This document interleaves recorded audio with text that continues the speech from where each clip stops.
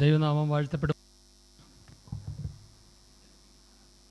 നമ്മുടെ Bible study രണ്ടാമത്തെ ദിവസത്തിലേക്ക് നമ്മൾ കടന്നു വന്നിരിക്കുന്നു. നമ്മൾ ആഗ്രഹിക്കുകയും പ്രാർത്ഥിക്കുകയും ചെയ്തതുപോലെ ആത്മീയ സംഗമത്തോടുള്ളതായിരിക്കുന്ന ഈ ബൈബിൾ സ്റ്റഡിയുടെ രണ്ടാമത്തെ ദിവസത്തിലേക്ക് നമ്മൾ കടന്നു വന്നിരിക്കുകയാണ്. കടന്നു വന്ന എല്ലാ പ്രിയപ്പെട്ടവർക്കും കർത്തൃനാമത്തിലുള്ള സ്നേഹവന്ദനത്തെയും സ്വാഗതവും അറിയിക്കുന്നു. വെളിയിൽ ആരെങ്കിലും ഉണ്ടെങ്കിൽ അവർക്ക് കടന്നു വന്ന് മുമ്പിലുള്ള സീറ്റിലേക്ക് ഇരിക്കാവുന്നതാണ്. ഇത്രയും സഹോദരീ സഹോദരന്മാർക്ക് കടന്നു വരുവാൻ കർത്താവ് ഇടം നൽകി, അതോർത്ത് ഞാൻ ദൈവത്തെ സ്തുതിക്കുന്നു. പ്രാരംഭമായി ഒന്ന് രണ്ട് പാട്ടുകൾ നമുക്ക് പാടാം. ഇന്നലത്തെ പോലെ തന്നെ ഇവിടെ ഗായക സംഘമില്ല, നമ്മളെല്ലാവരും ഒന്നിച്ച് പാടുക എന്നുള്ളതാണ്. അതുകൊണ്ട് പാട്ട് ലീഡ് ചെയ്യുന്നതിനായിട്ട് ഒരു സഹോദരനെ ഞാൻ ക്ഷണിക്കുന്നു. ബ്രദർ രാജുമോൻ കോരുത് കടന്നു വന്ന് പാട്ട് ലീഡ് ചെയ്യുന്നതായിരിക്കും. ഈ പാട്ട് നമുക്ക് ഒന്നിച്ച് പാടി ദൈവത്തെ മഹത്വപ്പെടുത്താം.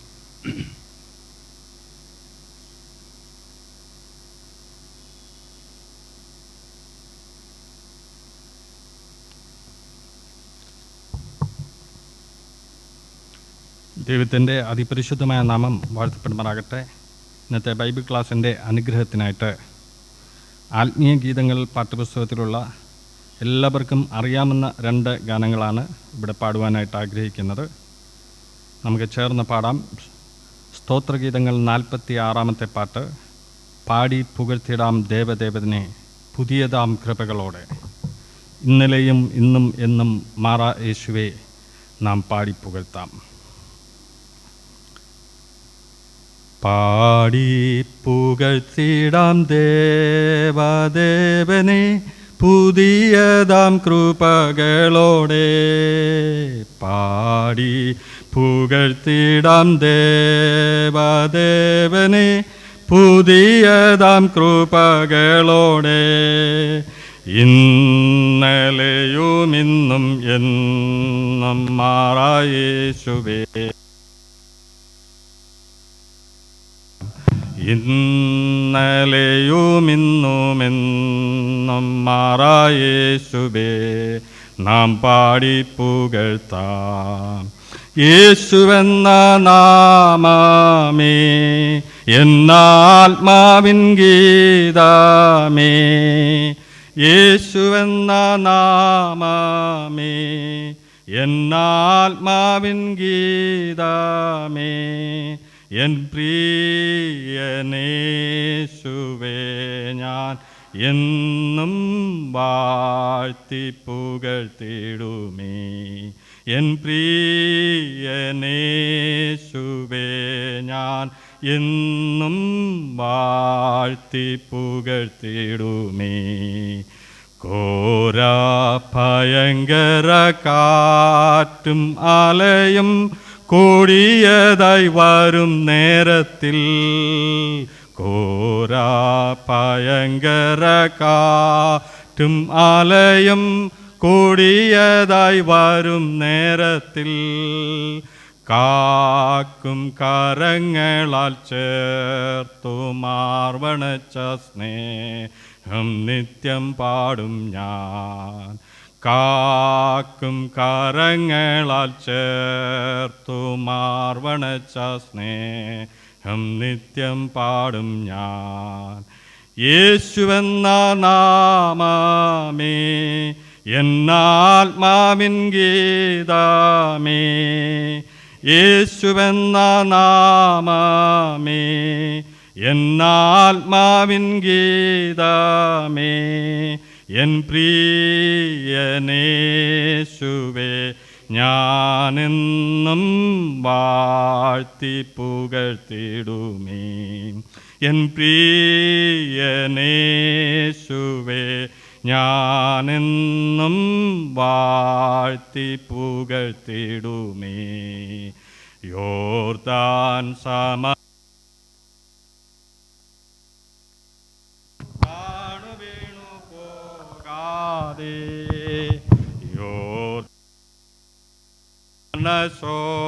ശോധനയിലും താണു വീണു പോകാതെ, ആർപ്പിൻ ജയധ്വനിയോടു കാത്തുപാലിക്കും സ്നേഹമാശ്ചര്യം, ആർപ്പിൻ ജയധ്വനിയോടു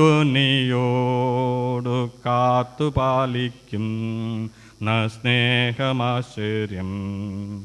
യേശുവെന്ന നാമമേ എന്നാത്മാവിൻ ഗീതമേ, യേശുവെന്ന നാമമേ എന്നാത്മാവിൻ ഗീതമേ, എൻ പ്രിയനേശുവേ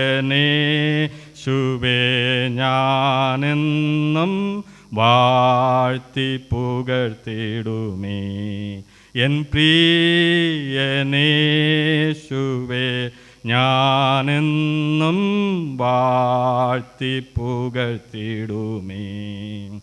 പേറ്റ തള്ള കുഞ്ഞിനെ മറന്നാലും ഞാൻ മറക്ക എന്ന വാർത്തയാൽ, പേറ്റ തള്ള കുഞ്ഞിനെ മറന്നാലും ഞാൻ മറക്ക എന്ന വാർത്തയാൽ, താഴ്ത്തി എന്നെ തൻ കരത്തിൽ വെച്ചു ജീവപാതയെന്നും ഓടും ഞാൻ. താഴ്ത്തി എന്നെ തൻ കരത്തിൽ വെച്ചു ജീവപാതയെന്നും ഓടും ഞാൻ. യേശുവെന്ന നാമമേ എന്നാത്മാവിൻ ഗീതമേ, യേശുവെന്ന നാമമേ എന്നാത്മാവിൻ ഗീതമേ, എൻ പ്രിയനേശുവേ ഞാനെന്നും വാഴ്ത്തി പുകഴ്ത്തിടുമേ. എൻ പ്രിയനേശുവേ ഞാനെന്നും വാഴ്ത്തി പുകഴ്ത്തിടുമേ. അടുത്ത ഗാനം 713 പാട്ടാണ്. ദൈവമക്കളെ നമ്മൾ ഭാഗ്യശാലികൾ, ദിവ്യജീവൻ ഉള്ളിലേക്ക് ക്രിസ്തു നായകൻ. നമുക്ക് ചേർന്ന് പാടാം. 713 പാട്ട്. ദൈവമക്കളെ നമ്മൾ ഭാഗ്യശാലികൾ, ദിവ്യജീവനുള്ളിലേക്ക് ക്രിസ്തു നായകൻ. ദൈവമക്കളെ നമ്മൾ ഭാഗ്യശാലികൾ, ദിവ്യജീവനുള്ളിലേക്ക് ക്രിസ്തു നായകൻ. വിശ്വസിച്ചു ദൈവപുത്രൻ തൻ്റെ നാമത്തിൽ, സംശയിച്ചിടേണ്ട നമ്മൾ ദൈവമക്കളായി. വിശ്വസിച്ചു ദൈവപുത്രൻ തൻ്റെ നാമത്തിൽ, സംശയിച്ചിടേണ്ട നമ്മൾ ദൈവമക്കളായി.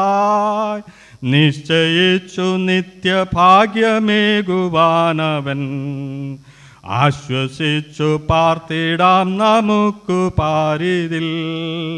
നിശ്ചയിച്ചു നിത്യഭാഗ്യമേകുവാനവൻ, ആശ്വസിച്ചു പാർത്തിടാം നമുക്കു പാരിതിൽ.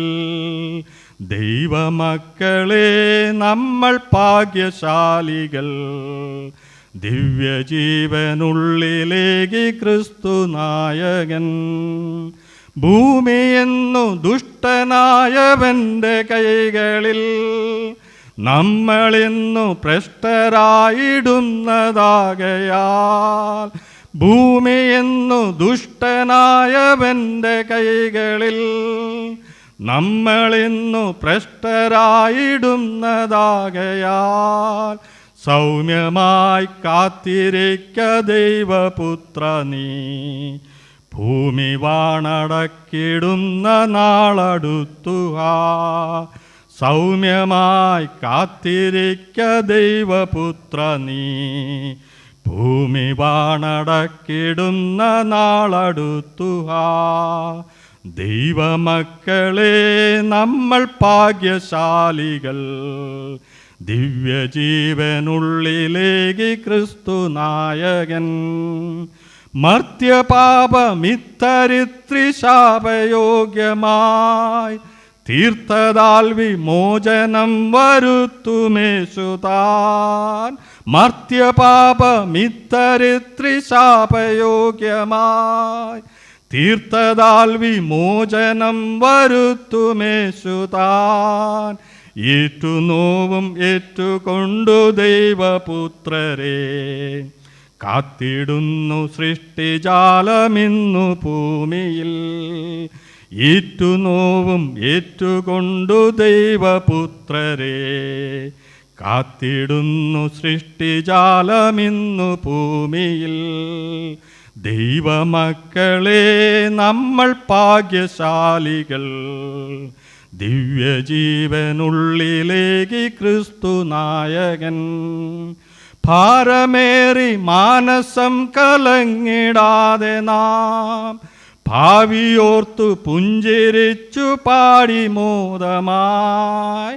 ഭാരമേറി മാനസം കലങ്ങിടാതെ നാം ഭാവിയോർത്തു പുഞ്ചിരിച്ചു പാടി മോദമായി. പാരിതിൽ നമുക്കു തന്ന കാലമൊക്കെയും ഭാഗ്യദായകൻ്റെ സേവനത്തിലേർപ്പെടാം.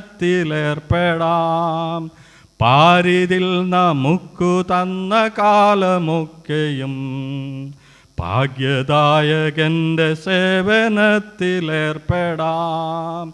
ദൈവമക്കളെ നമ്മൾ ഭാഗ്യശാലികൾ, ദിവ്യജീവനുള്ളിലേക്ക് ക്രിസ്തു നായകൻ.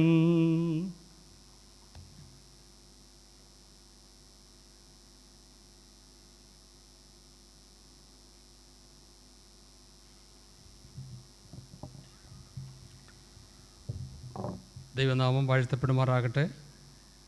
അനുഗ്രഹിക്കപ്പെട്ട പാട്ടുകൾ പാടി നമുക്ക് ദൈവത്തെ സ്തുതിക്കുവാനായിട്ട് കർത്താവ് നമ്മളെ സഹായിച്ചു. ഈ ബൈബിൾ ക്ലാസ്സിൻ്റെ രണ്ടാമത്തെ ദിവസത്തിലേക്ക് നമ്മൾ കടന്നു വന്നിരിക്കുന്നു. ഇന്നലെ കടന്നു വന്ന സഹോദരി സഹോദരന്മാരെക്കാൾ അധികം ആൾക്കാർ ഇന്ന് കടന്നു വന്നിട്ടുണ്ട് എന്നാണ് ഞാൻ വിചാരിക്കുന്നത്. എല്ലാവരെയും കർത്തൃനാമത്തിലുള്ള നന്ദി അറിയിക്കുന്നു, സ്വാഗതം അറിയിക്കുന്നു. ഇന്നും നമുക്ക് ദൈവവചനം ശുശ്രൂഷിക്കുന്നത് ഡോക്ടർ വർഗീസ് ജോൺ അവറുകളാണ്. കഴിഞ്ഞ ദിവസം വളരെ ലളിതവും എല്ലാവർക്കും മനസ്സിലാകത്തക്ക രീതിയിൽ താൻ ആ ബൈബിൾ ക്ലാസ് എടുക്കുകയുണ്ടായി. ഈ കാലഘട്ടത്തിൽ മാത്രമല്ല, ഏത് കാലഘട്ടത്തിലും ഒരു യഥാർത്ഥ ശിഷ്യൻ എങ്ങനെ ആയിരിക്കണം എന്നുള്ളത് വളരെ അനുഗ്രഹിക്കപ്പെട്ട നിലയിൽ ദൈവവചനത്തിൻ്റെ അടിസ്ഥാനത്തിൽ താനത് പറഞ്ഞ് മനസ്സിലാക്കി തരുവാനായിട്ട് കർത്താവ് സഹായിച്ചു. അത് നമ്മൾ അനുസരിക്കുകയും നമ്മുടെ ജീവിതത്തിൽ പ്രായോഗികമാക്കുകയും ചെയ്യുക എന്നുള്ളതാണ് നമ്മുടെ ജീവിതത്തിലെ ഏറ്റവും പ്രധാനപ്പെട്ട ഒരു കാര്യം എന്നുള്ളത് താൻ പറയുകയുണ്ടായി. ഈ വേദപഠനം നമ്മുടെ ജീവിതത്തിന് അനുഗ്രഹത്തിന് കാരണമായി തീരട്ടെ. ഈ പഠനം നമ്മുടെ ക്രിസ്തീയ ജീവിതത്തിന് ഒരു മുതൽക്കൂട്ടായി തീരുവാൻ വലിയവനായിരിക്കുന്ന കർത്താവ് നമ്മളെ സഹായിക്കട്ടെ. ഈ വേദപഠനത്തിന് മുമ്പായിട്ട് 2 സഹോദരന്മാർ കടന്നു വന്ന് പ്രാർത്ഥനയിൽ നമ്മളെ സഹായിക്കുന്നതായിരിക്കും. സഹോദരൻ സാജൻ വർഗീസ് അങ്ങാടിക്കൽ, രണ്ടാമതായിട്ട് ബ്രദർ ജോൺ തോമസ് ഉമയാറ്റുകര. ഈ 2 സഹോദരന്മാരും കടന്നു വന്ന് പ്രാർത്ഥനയിൽ നമ്മളെ സഹായിക്കുന്നതായിരിക്കും. അതിനുശേഷം ഡോക്ടർ വർഗീസ് ജോൺ അവറുകൾ ദൈവവചനത്തിൽ നിന്ന് ശുശ്രൂഷിക്കുന്നതായിരിക്കും.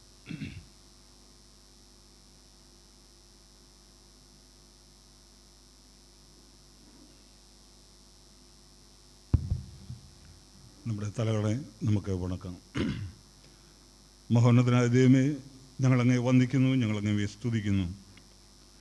ആത്മീയ സംഗമത്തിൻ്റെ ചുമതലയിൽ നടക്കുന്ന ഈ വേദപഠന ക്ലാസ്സിൻ്റെ 2ാം ദിവസത്തിൻ്റെ സന്ധ്യയിലേക്ക് വീണ്ടും ഞങ്ങളെ കൂട്ടിച്ചേർത്ത അവിടുത്തെ കൃപയ്ക്കായി ഞങ്ങൾ അവിടുത്തെ സ്തുതിക്കുന്നു. ഇത്രയും പേർക്ക് ഇവിടെ കടന്നു വരുവാൻ അവിടുന്ന് കൃപ ചെയ്തുവല്ലോ, അതിനായി ഞങ്ങൾ അവിടുത്തെ സ്തുതിക്കുന്നു.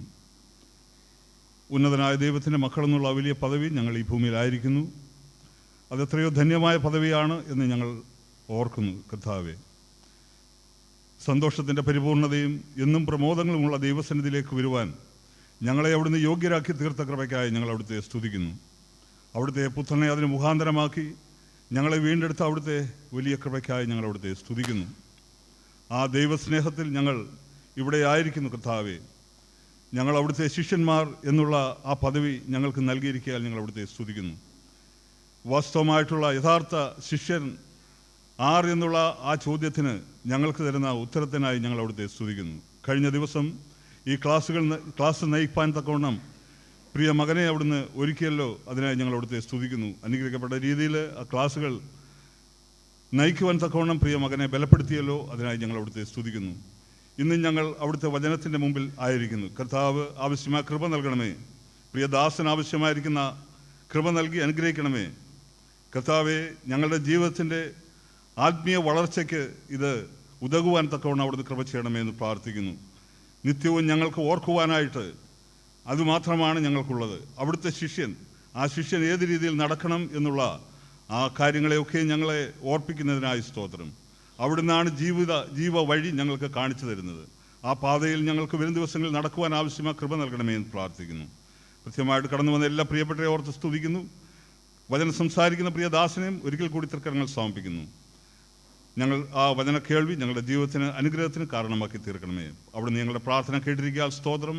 സകല മാനമോഹവും അങ്ങേ കർപ്പിക്കുന്നു. സകല ഞങ്ങൾക്കായി ജീവൻ വെച്ച കർത്താവായ യേശു ക്രിസ്തുവിൻ്റെ അതിമോഹമുള്ള നാമത്തിൽ തന്നെ ആമേൻ.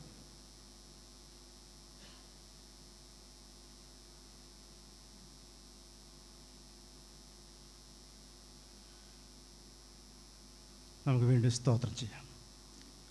കരുണാസമ്പന്ന നിത്യമാകുന്ന ദൈവമേ, സ്വർഗ്ഗപിതാവേ, അവിടുത്തെ നിസ്തുല്യ സ്നേഹത്തിനായി അങ്ങേ സ്തുതിക്കുകയും മഹത്വം ചെയ്യുന്നു. അവിടുത്തെ വലിയേറിയ പുത്രനിൽ കൂടി അവിടുന്ന് കാണിച്ചിരിക്കുന്ന അവിടുത്തെ മഹാകരുണയ്ക്കായി അങ്ങേ സ്തുതിക്കുന്നു, മഹത്വപ്പെടുന്നു. ആ സ്നേഹബന്ധം അടികൾക്ക് നൽകിയിരിക്കുന്നു, അങ്ങേ സ്തുതിക്കുകയും മഹത്വം ചെയ്യുന്നു.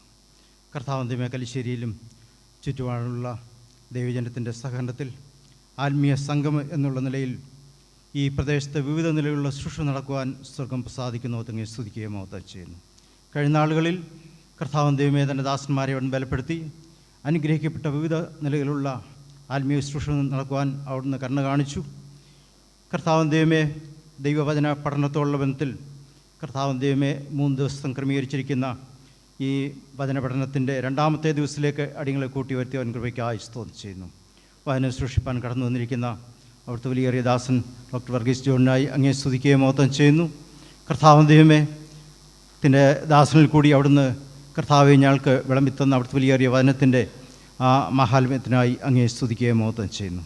യഥാർത്ഥ ശിഷ്യത്വം എന്നുള്ള നിലയിൽ ആരാണ് ശിഷ്യൻ, ആ ശിഷ്യൻ്റെ യോഗ്യതകൾ എന്തൊക്കെയാണ്, ഏതെല്ലാം നിലയിൽ താൻ ആ കാര്യങ്ങളെക്കുറിച്ചൊക്കെ തനിക്ക് ആ ക്രമീകരണം ഉണ്ടായിരിക്കണം എന്നുള്ള കാര്യങ്ങളൊക്കെയും വളരെ വ്യക്തമായിട്ടും ആധികാരികമായിട്ടും ദൈവവചനത്തിൻ്റെ ആധിക്യത്തിൽ മനസ്സിലാക്കുവാൻ തക്കണം തൻ്റെ ദാസനിൽ കൂടി അവിടെ ഇടയാക്കിയത് സ്തോത്രം ചെയ്യുന്നു.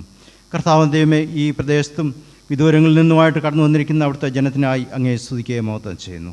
കർത്താവ് ദൈവമേ ഞങ്ങൾക്ക് അനുകൂലമായിട്ടുള്ള സാഹചര്യം അവിടെ നൽകി എല്ലാവിധ കൃപകളും അനുഗ്രഹങ്ങളും അവിടുന്ന് പ്രദാനം ചെയ്തു. പ്രിയപ്പെട്ടവരുടെ ഓരോരുത്തരുടെ യാത്രയിലും വേണ്ട എല്ലാ ക്ഷേമവും അനുഗ്രഹവും ആ നിലയിൽ നൽകി അങ്ങേ സ്തുതിക്കുകയും മഹത്വം ചെയ്യുന്നു. കടന്നു വന്നിരിക്കുന്ന തൻ്റെ ജനത്തോട് ഇവിടുന്ന് കണ്ണു കാണിക്കുകയും സഹായിക്കുകയും ചെയ്യണം. കർത്താവ് ദൈവമേ, ഞങ്ങൾ കേവലം കേൾക്കുന്നവരായിട്ട് മടങ്ങിപ്പോകുന്നതിനിടയാകാതെ കേൾക്കുന്ന ദൈവവചനം അടിയങ്ങളുടെ ഹൃദയത്തിൽ സംഗ്രഹിക്കുന്നതിനും കർത്താവെ ഞങ്ങളുടെ ക്രിസ്തീയ കുടുംബജീവിതത്തിന് ഏറ്റവും ധന്യമായി തീരുവാൻ ഈ വചന പഠന മുഖാന്തരം തിരുമേനി സഹായിക്കുമെന്ന് വീക്ഷിക്കുന്നു. കർത്താവ് ദൈവമേ അവിടുത്തെ ആ വിലയേറിയ സാന്നിധ്യബോധത്തിൽ അടിയങ്ങളെ ഇരുത്തുമാറാകണമെന്ന് വീക്ഷിക്കുന്നു. അവിടുത്തെ വിലയേറിയ ദാസൻ്റെ നാവോടുകൂടെ ഇരിക്കുകയും ഞങ്ങൾക്കും ആ നിലയിൽ കർത്താവ് ദൈവമേ ശ്രവിക്കുന്നതായിട്ടുള്ള വചനം ഞങ്ങൾക്ക് അതനുഗ്രഹത്തിനും അവിടുത്തെ നാമോഹത്തിനായി തീരുവാൻ തിരുമേനി സഹായിക്കുമെന്ന് വീക്ഷിക്കുന്നു. തിരുസന്നിധിയിൽ അടിയങ്ങളെ താഴ്ത്തുന്നു. എല്ലാ മഹത്വം പാവത്തിൽ അർപ്പിക്കുന്നു. എല്ലാ ക്രമീകരണങ്ങളെയും അവിടെ നിയന്ത്രിക്കുന്നു, സ്തോത്രം ചെയ്യുന്നു. സർവ്വമഹത്വവും തൃപ്പാവത്തിൽ അർപ്പിക്കുന്നു. സ്വലവാടികൾക്കായി ജീവൻ തന്ന യേശു ക്രിസ്തുവിൻ്റെ നിസ്തുല്യ നാമത്തിൽ തന്നെ ആമേൻ.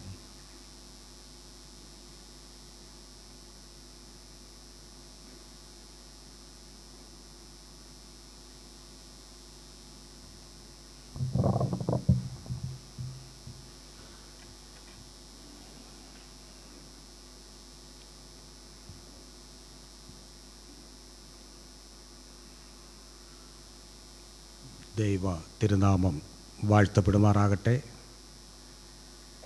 ഇന്ന് രാത്രിയിലും ദൈവവചന പഠനത്തിനായി ഇപ്രകാരം കൂടി വരുവാൻ നമുക്ക് ഇത്രയും പേർക്ക് സ്വർഗത്തിലെ ദൈവം അവസരവും ആരോഗ്യവും എല്ലാ അനുകൂലമായ ചുറ്റുപാടുകളും തന്നു. അതോർത്ത് നമുക്ക് പ്രാരംഭമായി ദൈവത്തിന് സ്തോത്രങ്ങൾ അർപ്പിക്കാം.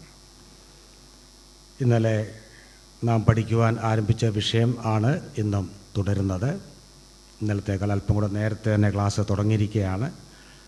അതുകൊണ്ട് അല്പം സമയം എനിക്ക് കൂടുതൽ കിട്ടും എന്ന് ഞാൻ പ്രതീക്ഷിക്കുന്നു. എന്നാൽ ഇന്നലെ ഈ ക്ലാസ്സിൽ സംബന്ധിക്കാതിരുന്ന ചിലരെങ്കിലും ഇന്ന് ഉണ്ട് എന്ന് ഞാൻ മനസ്സിലാക്കുന്നു. അതുകൊണ്ട് അവരുടെ അറിവിന് വേണ്ടിയും ഇന്നലെ ഉണ്ടായിരുന്നവരുടെ ഓർമ്മ പുതുക്കുവാൻ വേണ്ടിയും ഇന്നലെ പഠിച്ച കാര്യങ്ങൾ വളരെ ചുരുക്കമായി ഒന്ന് ആവർത്തിക്കേണ്ടത് ആവശ്യമാണ് എന്ന് എനിക്ക് തോന്നുന്നു. ഇങ്ങനെ ഒരു പഴഞ്ചൊല്ലുണ്ട്, repetition is the mother of learning. ആവർത്തനമാണ് വിദ്യയുടെ അല്ലെങ്കിൽ പഠനത്തിൻ്റെ മാതാവ്. അത് നമുക്കെല്ലാം അറിയാവുന്ന സത്യവുമാണ്. ഏത് കാര്യവും നാം ആവർത്തിച്ച് കേൾക്കുമ്പോഴാണ് അത് നമ്മുടെ ഹൃദയത്തിൽ പതിയുന്നതും അത് മനസ്സിലാക്കി അനുസരിക്കാൻ സാധിക്കുകയും ചെയ്യുന്നത്. അതുകൊണ്ട് ഇന്നലെ നാം പഠിച്ച ആ വിഷയത്തിൻ്റെ പ്രധാനപ്പെട്ട ചില പോയിൻറ്റ്സ് മാത്രം ഞാനൊന്ന് ആവർത്തിക്കാൻ ആഗ്രഹിക്കുന്നു. എന്താണ് നാം പഠിച്ചുകൊണ്ടിരിക്കുന്ന വിഷയം? ഒന്ന് പ്രതികരിച്ചാലും കുഴപ്പമൊന്നുമില്ല. വെറും ശിഷ്യത്വമല്ല, പിന്നെ യഥാർത്ഥ ശിഷ്യത്വം, ട്രൂ ഡിസൈപ്പിൾഷിപ്പ്. അത് ഞാൻ എപ്പോഴും ഊന്നൽ കൊടുത്ത് പറയാൻ ആഗ്രഹിക്കുന്നു. കാരണം യഥാർത്ഥമല്ലാത്ത പല കാര്യങ്ങളെയും ശിഷ്യത്വമായി തെറ്റിദ്ധരിക്കുന്ന ഒരു ലോകത്തിലും കാലത്തിലുമാണ് നാം ജീവിക്കുന്നത്. അതുകൊണ്ടാണ് ഇതാണ് യഥാർത്ഥത്തിൽ ഉള്ളത് എന്ന് എടുത്ത് പറയേണ്ടി വരുന്നത്. ശിഷ്യത്വം എന്നുള്ള വാക്കിൻ്റെ അർത്ഥം, അതിൻ്റെ ചരിത്രം, അതിലുപരി അതിൻ്റെ പ്രാധാന്യം ഒക്കെ ഇന്നലെ ഞാൻ പറഞ്ഞു. ഇതിൻ്റെ പ്രാധാന്യം മനസ്സിലാക്കാൻ ഒരു ബുദ്ധിമുട്ടുമില്ല. കർത്താവായ യേശുക്രിസ്തുവിൻ്റെ ശ്രേഷ്ഠ നിയോഗം, അന്തിമ നിയോഗം, അല്ലെങ്കിൽ ഇംഗ്ലീഷിൽ ഗ്രേറ്റ് കമ്മീഷൻ എന്ന് പറയുന്ന മത്തായി 28:18 മുതൽ 20 വരെയുള്ള വാക്യങ്ങൾ വായിക്കുമ്പോൾ ഈ വിഷയത്തിൻ്റെ പ്രാധാന്യം നമുക്ക് മനസ്സിലാക്കാൻ സാധിക്കും. കർത്താവ് എന്താണ് കൽപ്പിച്ചത്? ഇംഗ്ലീഷിൽ പറഞ്ഞാൽ go and make disciples of all the Nations. നിങ്ങൾ പോയി സകല ജാതികളെയും ശിഷ്യരാക്കിക്കൊള്ളുവീൻ. അതാണ് അതിലെ പ്രധാന കൽപ്പന. അത് ചെയ്യാൻ വേണ്ടി പോകണം, സുവിശേഷം പ്രസംഗിക്കണം, വിശ്വസിക്കുന്നവരെ സ്നാനപ്പെടുത്തണം, കർത്താവ് ഉപദേശിച്ചതൊക്കെയും അവരെ തുടർമാനമായി പഠിപ്പിക്കണം. അങ്ങനെ പല കാര്യങ്ങൾ ചെയ്യേണ്ടതായിട്ടുണ്ട്. എന്നാൽ ആത്യന്തികമായി ഇതെല്ലാം ചെയ്ത് കർത്താവിൻ്റെ യഥാർത്ഥ ശിഷ്യന്മാരെ വാർത്തെടുക്കണം എന്നാണ് കർത്താവ് പറഞ്ഞത്. വാസ്തവത്തിൽ അപ്പോസ്തലന്മാരും ആദിമസഭയും അതുതന്നെയാണ് ചെയ്തുകൊണ്ടിരുന്നത്. ഈ വിഷയത്തിൻ്റെ ഒരു ചെറിയ ചരിത്രം ഞാൻ പറഞ്ഞു. ശിഷ്യൻ എന്നുള്ള പദം അത്ര പുതിയ പദമല്ല. പഴയ നിയമത്തിലും നമുക്ക് കാണാൻ സാധിക്കും. പ്രവാചകന്മാർക്കൊക്കെ ശിഷ്യന്മാർ ഉണ്ടായിരുന്നു. പുതിയ നിയമത്തിൽ വരുമ്പോൾ പരീശന്മാരുടെ ശിഷ്യന്മാർ, യോഹന്നാൻ സ്നാപകൻ്റെ ശിഷ്യന്മാർ, മോശയുടെ ശിഷ്യന്മാർ എന്നിങ്ങനെയുള്ള ചില പ്രയോഗങ്ങൾ സുവിശേഷങ്ങളിൽ കാണാൻ കഴിയും. മാത്രമല്ല, നാം ചരിത്രം നോക്കിയാൽ ഇന്ത്യയിൽ വളരെ പുരാതനമായ ഒരു ഗുരുകുല സമ്പ്രദായം ഉണ്ടായിരുന്നു. ഗ്രേക്കർക്ക് ഉണ്ടായിരുന്നു. പുരാതന കാലത്തെ മിക്കവാറും എല്ലാ രാജ്യങ്ങളിലും ഈ സമ്പ്രദായം ഉണ്ടായിരുന്നു. ഇന്നലെ ഞാൻ പറഞ്ഞു, ശിഷ്യൻ എന്ന വാക്കിന് അർത്ഥം വളരെ ലളിതമാണ്. പഠിതാവ് അല്ലെങ്കിൽ അനുഗമിക്കുന്നവൻ, വിദ്യാർത്ഥി എന്നൊക്കെ അർത്ഥമുള്ളൂ. ഒരു സ്റ്റുഡൻ്റ് എന്ന് മാത്രമേ അർത്ഥമുള്ളൂ. എന്നാൽ പുരാതന കാലത്തെ ഈ ഗുരുശിഷ്യ ബന്ധം എന്ന് പറയുന്നത് നാം ഇന്ന് ഉദ്ദേശിക്കുന്ന പോലെയുള്ള ഗുരുശിഷ്യ ബന്ധം അല്ലായിരുന്നു. ഒരു വ്യക്തി ഒരു ഗുരുവിനെ അന്വേഷിച്ച് കണ്ടെത്തി ആ വ്യക്തിയെ ആ ഗുരുവിൻ്റെ ശിഷ്യനായി തീർന്നാൽ പിന്നെ വീട്ടിൽ പോകാൻ പറ്റുകയില്ല. ആ ഗുരുവിനോട് കൂടെ ദീർഘവർഷങ്ങൾ താമസിച്ച് ഗുരുവിൻ്റെ ജീവിതത്തിൽ നിന്നും വാക്കുകളിൽ നിന്നും he has to learn both from his life and from his lips. അങ്ങനെ പഠിച്ച് ആത്യന്തികമായി ഗുരുവിനെ പോലെ ആകുന്ന പ്രക്രിയയാണ് പുരാതന കാലത്തെ വിദ്യാഭ്യാസം അല്ലെങ്കിൽ ശിഷ്യത്വം എന്ന് പറഞ്ഞിരുന്നത്. ഞാൻ കഴിഞ്ഞ പ്രാവശ്യം ഇന്നലെ ഓർപ്പിച്ചു. അതുകൊണ്ടാണ് അപ്പോസ്തലനായ പൗലോസ് അപ്പോസ്തല പ്രവൃത്തിയിൽ 22:3 ഞാൻ ഗമാലിയേലിൻ്റെ കാൽക്കൽ പാദപീഠത്തിങ്കിൽ ഇരുന്ന് പിതാക്കന്മാരുടെ ന്യായപ്രമാണം സൂക്ഷ്മതയോടെ അഭ്യസിച്ചവനാണെന്ന് വളരെ അഭിമാനത്തോടെ പറയുന്നത്. പുരാതന കാലത്ത് എന്ത് പഠിക്കുന്നു എന്നതിനേക്കാൾ ആര് പഠിപ്പിച്ചു എന്നതായിരുന്നു പ്രധാനം. വിഷയത്തേക്കാൾ ഗുരുവിനാണ് പ്രാധാന്യം. ആരുടെ ശിഷ്യനാണ് എന്നതാണ് പ്രധാന ചോദ്യം. അപ്പോൾ ആരാണ് ഒരു ശിഷ്യൻ? ഒരു ഗുരുവുള്ളവനാണ് ശിഷ്യൻ എന്ന് നമുക്ക് പ്രാഥമികമായിട്ട് മനസ്സിലാക്കുവാൻ സാധിക്കും. എന്നാൽ ക്രിസ്തീയ ശിഷ്യത്വം എന്നത് കർത്താവായ യേശുക്രിസ്തു സ്ഥാപിച്ച നവീനമായ ഒരു ആശയമാണ്, സമ്പ്രദായമാണ്. കർത്താവ് ശിഷ്യന്മാരെ വിളിക്കുകയും ശിഷ്യന്മാരെ വളർത്തിയെടുക്കുകയും താൻ ഈ ഭൂമിയിൽ നിന്ന് പോയപ്പോൾ തൻ്റെ അരുമ ശിഷ്യന്മാരോട് നിങ്ങളും പോയി ഭൂലോകമൊക്കെയും പോയി സകല ജാതികളെയും ശിഷ്യന്മാരാക്കണം എന്ന് കൽപ്പിക്കുകയും ചെയ്തു. തുടർന്ന് വിവിധ തരം ശിഷ്യന്മാർ എന്ന തലക്കെട്ടിൽ ചില കാര്യങ്ങൾ നാം അല്പം വിശദമായി ചിന്തിച്ചു. Different types of disciples. നാം സുവിശേഷങ്ങൾ ശ്രദ്ധിച്ചു വായിച്ചാൽ 3 തരം ശിഷ്യന്മാർ ഉണ്ട് എന്ന് മനസ്സിലാക്കാൻ കഴിയും. ഞാനതിനെ താരതമ്യം ചെയ്തത് പൗലോസിൻ്റെ വിഭജനവുമായിട്ടാണ്. പൗലോസ് 1 കൊരിന്ത്യർ 2:14, 15, 3:1 ഈ വാക്യങ്ങളിൽ മുഴുവൻ മാനവരാശിയും 3ആയി തരംതിരിച്ചു പറഞ്ഞിട്ടുണ്ട്. ആരൊക്കെയാണ്? 1 പ്രാകൃത മനുഷ്യൻ അല്ലെങ്കിൽ നാച്ചുറൽ മാൻ, 2 സ്പിരിച്വൽ മാൻ ആത്മീകൻ, 3 ജഡികൻ. അതുപോലെ ശിഷ്യന്മാരെ 3ആയിട്ട് തരംതിരിച്ച് മനസ്സിലാക്കാൻ കഴിയും. ഇന്നലെ ഞാൻ വാക്യങ്ങളൊക്കെ എടുത്ത് വായിച്ചു, എല്ലാം ഞാൻ അതുപോലെ ആവർത്തിക്കുന്നില്ല. ഏതാണ് ആദ്യത്തേത്? ഫോൾസ് ഡിസൈപ്പിൾസ്, വ്യാജ ശിഷ്യന്മാർ. അവർ ശിഷ്യന്മാരല്ല, പക്ഷേ ശിഷ്യന്മാരാണെന്ന് തെറ്റിദ്ധരിച്ച് അങ്ങ് ജീവിച്ചു പോരുന്നവരാണ്. യേശു ക്രിസ്തുവുമായി വ്യക്തിപരമായ ബന്ധമില്ലാതെ ഒരു പേര് കൊണ്ട് ക്രിസ്ത്യാനി ആയതുകൊണ്ട് അല്ലെങ്കിൽ പള്ളിയിൽ പോകുന്നതുകൊണ്ട് ഞാനും ഒരു ക്രിസ്ത്യാനിയാണെന്ന് തെറ്റിദ്ധരിച്ച് ജീവിക്കുന്നവർ, അവരെയാണ് നാം ഇന്ന് നോമിനൽ ക്രിസ്ത്യൻസ് എന്ന് പറയുന്നത്. പക്ഷേ പലപ്പോഴും നോമിനൽ ക്രിസ്ത്യൻസ് എന്നൊക്കെ പറയുമ്പോൾ നമ്മുടെ മനസ്സിൽ വരുന്നത് അത് നമ്മുടെ സഭയിലൊന്നുമുള്ളവരല്ല, വേറെ ചില സമുദായക്കാരെയാണ് നാം സാധാരണ നോമിനൽ ക്രിസ്ത്യൻസ് എന്ന് പറയുന്നത്. എന്നാൽ പലപ്പോഴും നമ്മുടെ തന്നെ സഭകളിലുള്ള എല്ലാവരും വിശ്വസിച്ചു സ്ഥാനപ്പെട്ടു എന്നൊക്കെ പറയുന്നവർ യഥാർത്ഥത്തിൽ ശിഷ്യന്മാരാണോ വിശ്വാസികളാണോ എന്നുള്ളത് ഒന്ന് പുനഃപരിശോധിക്കേണ്ടത് ആവശ്യമാണ്. നാം ആരെയും ചെക്ക് ചെയ്യേണ്ട, ഓരോരുത്തരും സ്വയം വിലയിരുത്തിയാൽ മതി, സ്വയം വിധിച്ചാൽ മതി. അതാണ് ഒന്നാമത്തെ കൂട്ട്. കർത്താവിൻ്റെ കാലത്തും അങ്ങനെയുള്ളവർ അനേകർ ഉണ്ടായിരുന്നു. അവരെക്കുറിച്ചാണ് യോഹന്നാൻ 6:60-66 വാക്യങ്ങൾ നാം വായിക്കുന്നു. ഇത് കഠിന വാക്കെന്ന് പറഞ്ഞ് അവൻ്റെ ശിഷ്യന്മാരിൽ പലരും അവനെ വിട്ടുപോയി, പിന്നെ അവനെ അനുഗമിച്ചതും ഇല്ല എന്ന് നാം വായിക്കുന്നു. അവർ വ്യാജ ശിഷ്യന്മാരായിരുന്നു. എന്നാൽ രണ്ടാമത്തെ കൂട്ടരാണ് ഫോൾട്ടി ഡിസൈപ്പിൾസ്, വികല ശിഷ്യന്മാർ എന്ന് പറഞ്ഞാൽ അവർ വിശ്വാസികളാണ്, ശിഷ്യന്മാരാണ് ഒരു പൊതുവായ അർത്ഥത്തിൽ. എന്നാൽ ആത്മീക ജീവിതത്തിൽ യാതൊരു വളർച്ചയും പ്രാപിക്കാത്തവരാണ്. അവരെക്കുറിച്ചാണ് എബ്രായർ 5:12 എബ്രായ ലേഖനകാരൻ എഴുതുന്നു, കാലം നോക്കിയാൽ നിങ്ങൾ ഇപ്പോൾ ഉപദേഷ്ടാക്കന്മാർ ആയിരിക്കേണ്ടുന്നവരാണ്, എന്നാൽ നിങ്ങളിപ്പോഴും ശിശുക്കളാണ്, നിങ്ങൾക്ക് പാലാണ് ആവശ്യം എന്നൊക്കെ എബ്രായ ലേഖനകർത്താവ് എഴുതുന്നുണ്ട്. അല്ലെങ്കിൽ നമ്മുടെ യഥാർത്ഥ ശിഷ്യത്വവുമായിട്ട് താരതമ്യം ചെയ്യുമ്പോൾ രക്ഷിക്കപ്പെട്ടു എങ്കിലും യഥാർത്ഥ ശിഷ്യത്വത്തിൻ്റെ വ്യവസ്ഥകളൊന്നും അനുസരിക്കുവാൻ ആരംഭിച്ചിട്ടില്ല.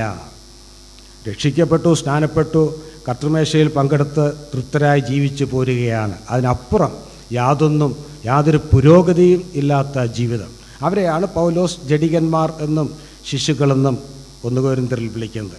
അതിനെയാണ് ഇവിടെയും കാണുന്ന ആശയം. മൂന്നാമത്തെ കൂട്ടർ വിശ്വസ്ത ശിഷ്യന്മാർ അല്ലെങ്കിൽ ട്രൂ ഡിസൈപ്പിൾസ് അല്ലെങ്കിൽ യഥാർത്ഥ ശിഷ്യന്മാർ, ഫെയ്ത്ത്ഫുൾ ഓർ ട്രൂ ഡിസൈപ്പിൾസ്.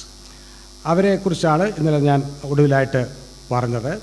യോഹന്നാൻ 8:31 ആണ് ആ ആശയം വ്യക്തമായി നാം കാണുന്നത്. അവിടെ നാം വായിക്കുന്നു, തന്നിൽ വിശ്വസിച്ച യഹൂദന്മാരോട് യേശു പറഞ്ഞു, എൻ്റെ വചനത്തിൽ നിലനിൽക്കുന്നു എങ്കിൽ, അത് കണ്ടീഷണലാണ്, നിലനിൽക്കുന്നു എങ്കിൽ നിങ്ങൾ വാസ്തവമായി എൻ്റെ ശിഷ്യന്മാരായി. You are my disciples indeed. എങ്ങനെയെങ്കിൽ എൻ്റെ വചനത്തിൽ നിലനിൽക്കുന്നു എങ്കിൽ എന്ന് പറഞ്ഞാൽ എൻ്റെ വചനം നിങ്ങൾ അനുസരിക്കുന്നു എങ്കിൽ. പ്രധാനമായും ശിഷ്യത്വത്തെക്കുറിച്ച് കർത്താവ് പഠിപ്പിച്ച ഉപദേശങ്ങളാണ് അവിടെ ഉദ്ദേശിക്കുന്നത്.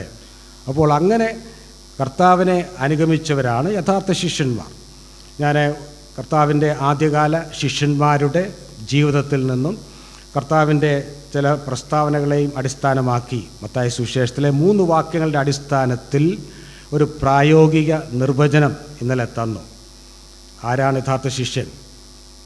യേശുക്രിസ്തുവിനെ രക്ഷിതാവും കർത്താവുമായി സ്വീകരിച്ച് അനുദിനം അല്ലെങ്കിൽ നാൾതോറും ഗുരുവിനെ അനുഗമിക്കുകയും നാൾതോറും ഗുരുവിൽ നിന്ന് പഠിക്കുകയും ഗുരുവിനെ പോലെ ആകുവാൻ നാൾതോറും പരിശ്രമിക്കുകയും ചെയ്യുന്നവനാണ് യഥാർത്ഥ ശിഷ്യൻ. അത് പ്രധാനമായി 3 വാക്യങ്ങളെ അടിസ്ഥാനമാക്കിയാണ് ഈ നിർവചനം ഉണ്ടാക്കിയത്. മത്തായി 4:19-20 തൻ്റെ ആദ്യകാല ശിഷ്യന്മാരെക്കുറിച്ച് അവിടെ നാം വായിക്കുന്നു. അവർ അവനെ സകലവും വിട്ടവനെ അനുഗമിച്ചു. They followed the master.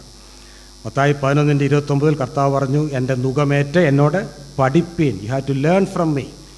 Mathai 10:25 കർത്താവ് പറഞ്ഞു, ഗുരുവിനെ പോലെ ആകുന്നത് ശിഷ്യന് മതി, യജമാനെ പോലെ ആകുന്നത് ദാസനും മതി. So that is the climax of discipleship, ultimate goal of discipleship. A disciple has to strive every day to become more and more like his master lord Jesus Christ. അപ്പോൾ ഇതെല്ലാം കൂടെ ചേർത്താണ് അങ്ങനെ ഒരു നിർവചനം പറഞ്ഞത്. അത് കഴിഞ്ഞിട്ട് ഒരു സംശയം ഞാൻ ദൂരീകരിച്ചു. എപ്പോഴാണ് ഒരു വ്യക്തി ശിഷ്യനാകുന്നത്? എപ്പോഴാണ് ഒരു വ്യക്തി യഥാർത്ഥ ശിഷ്യനാകുന്നത്?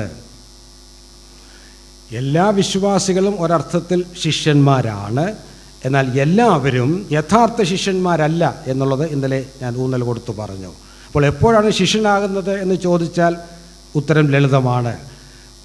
ഒരുവൻ പാപിയാണെന്ന് മനസ്സിലാക്കി അംഗീകരിച്ച് യേശു ക്രിസ്തുവിനെ രക്ഷിതാവും കർത്താവുമായി സ്വീകരിക്കുന്ന നിമിഷത്തിൽ അവൻ ശിഷ്യനായി തീർന്നു.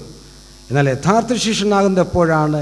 ശിഷ്യത്വത്തിൻ്റെ വ്യവസ്ഥകളൊക്കെ ക്രമേണ അനുസരിച്ച് തുടങ്ങുമ്പോഴാണ് യഥാർത്ഥ ശിഷ്യനാകുന്നത്. ഇത് മനസ്സിലാക്കാൻ വേണ്ടി ഞാനൊരു ഉദാഹരണം പറഞ്ഞത് ഓർമ്മയുണ്ടല്ലോ.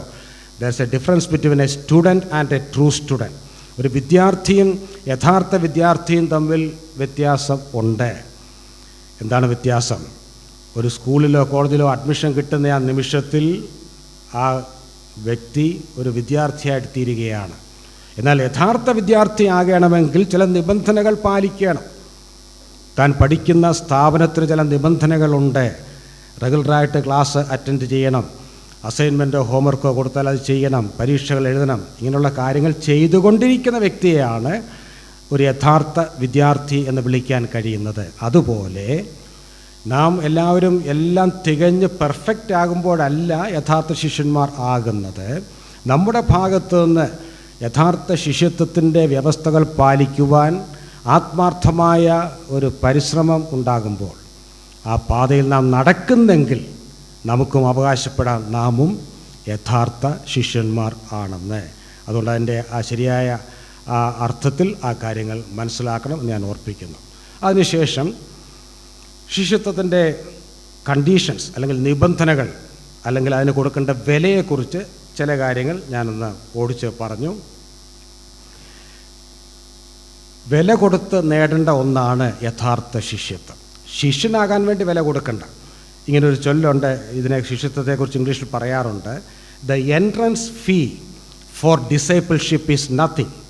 The entrance fee for discipleship is nothing, but the annual subscription is everything. എന്ന് പറഞ്ഞാൽ ശിഷ്യത്വത്തിൻ്റെ പ്രവേശന ഫീസ് സൗജന്യമാണ്, ഒന്നുമില്ല. എന്നാൽ വാർഷിക വരിസംഖ്യ എല്ലാമാണ്. എന്ന് പറഞ്ഞാൽ ഒരു ശിഷ്യനാകുവാൻ ഒരു വിലയും കൊടുക്കേണ്ട, കേവലം യേശുക്രിസ്തുവിലെ വിശ്വാസം മതി. എന്നാൽ ഒരു യഥാർത്ഥ ശിഷ്യനായി ഈ ഭൂമിയിൽ ജീവിക്കണമെങ്കിൽ അതിന് വില കൊടുക്കുവാൻ, എല്ലാം സമർപ്പിക്കുവാൻ നാം തയ്യാറാകണം. The entrance fee for discipleship is nothing, but the annual subscription is everything. ആ ഒരു സത്യം നാം മറന്നു പോകരുത്. കർത്താവ് തന്നെ അത് ലൂക്കോസ് 14 അവസാന വാക്യങ്ങളിൽ കാണുന്ന ചില ഉപമകൾ കൂടെ വ്യക്തമായി പഠിപ്പിച്ചു.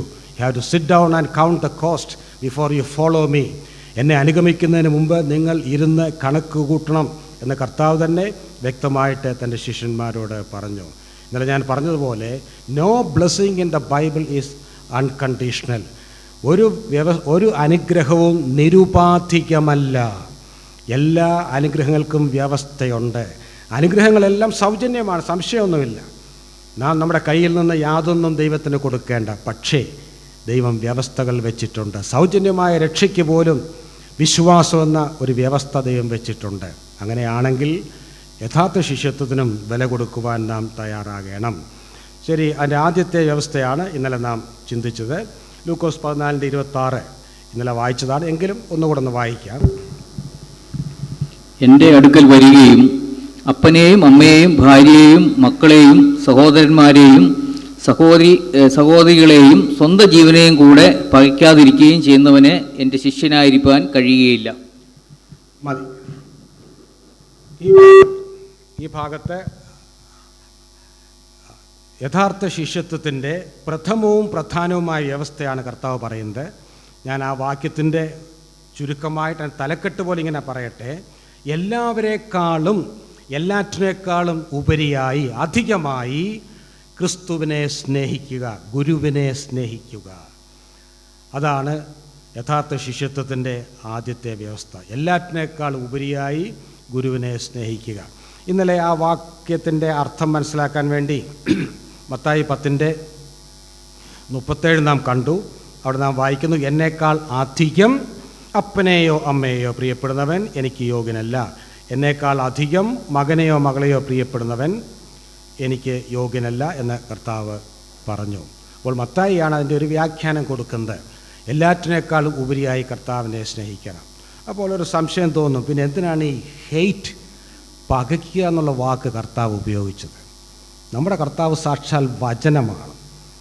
കർത്താവിനെ പോലെ വാക്കുകൾ കൃത്യമായി ഉപയോഗിക്കാൻ അറിയാവുന്ന ആരും തന്നെ ഒരിക്കലും ജീവിച്ചിരുന്നിട്ടില്ല. പിന്നെ എന്തിനാണ് ഈ പകയ്ക്കുക എന്നൊരു വാക്ക് ഉപയോഗിച്ചത്? അതുകൊണ്ടാണല്ലോ ഒരു സംശയം വരുന്നത്, എന്താണ് കർത്താവ് ഉദ്ദേശിക്കുന്നത്? വാസ്തവത്തിൽ പകയ്ക്കുക എന്നുള്ള കർത്താവ് ഉപയോഗിച്ച ആ അരാമ്യ പദം അത് ഒരു റിലേറ്റീവ് ടേമാണ്. എന്ന് പറഞ്ഞാൽ ഒരു താരതമ്യം ചെയ്ത് പറയുന്ന ഒരു പദമാണ്. അതവിടെ നിൽക്കട്ടെ. അത് മനസ്സിലാക്കാൻ വേണ്ടി ഞാൻ ഒരു ദൃഷ്ടാന്തം പറയാം, അപ്പോൾ പെട്ടെന്ന് മനസ്സിലാകും. ഇതെൻ്റെ ജീവിതത്തിൽ തന്നെ നടന്ന കാര്യമാണ്. ഇന്നലെ ഞാൻ പറഞ്ഞതുപോലെ ഞാൻ 76-81 കാലഘട്ടത്തിലാണ് തിരുവനന്തപുരം എഞ്ചിനീയറിംഗ് കോളേജിൽ വിദ്യാർത്ഥിയായിരുന്നത്. ആ സമയത്തൊക്കെ അത് ഒരർത്ഥത്തിൽ അന്ന് ഹോസ്റ്റലിലൊക്കെ സുവർണ്ണകാലമായിരുന്നു. ഞങ്ങൾക്കൊക്കെ സിംഗിൾ റൂം കിട്ടുന്ന കാലം ഇന്ന് ആലോചിക്കാൻ പോലും പറ്റുകയില്ല. അന്ന് 3rd ഇയറും 4th ഇയറൊക്കെ ആകുമ്പോൾ എല്ലാം സിംഗിൾ റൂമൊക്കെ കിട്ടും. എന്നാൽ അന്ന് നമുക്കറിയാമല്ലോ, അന്നും ഇന്നും ഈ കേരളത്തിലെ ഇലക്ട്രിസിറ്റിക്ക് ഒരു പ്രശ്നമുണ്ട്. ഇടയ്ക്കിടയ്ക്ക് കറണ്ട് വരും പോകും. അതന്ന് വലിയ പ്രശ്നമായിരുന്നു.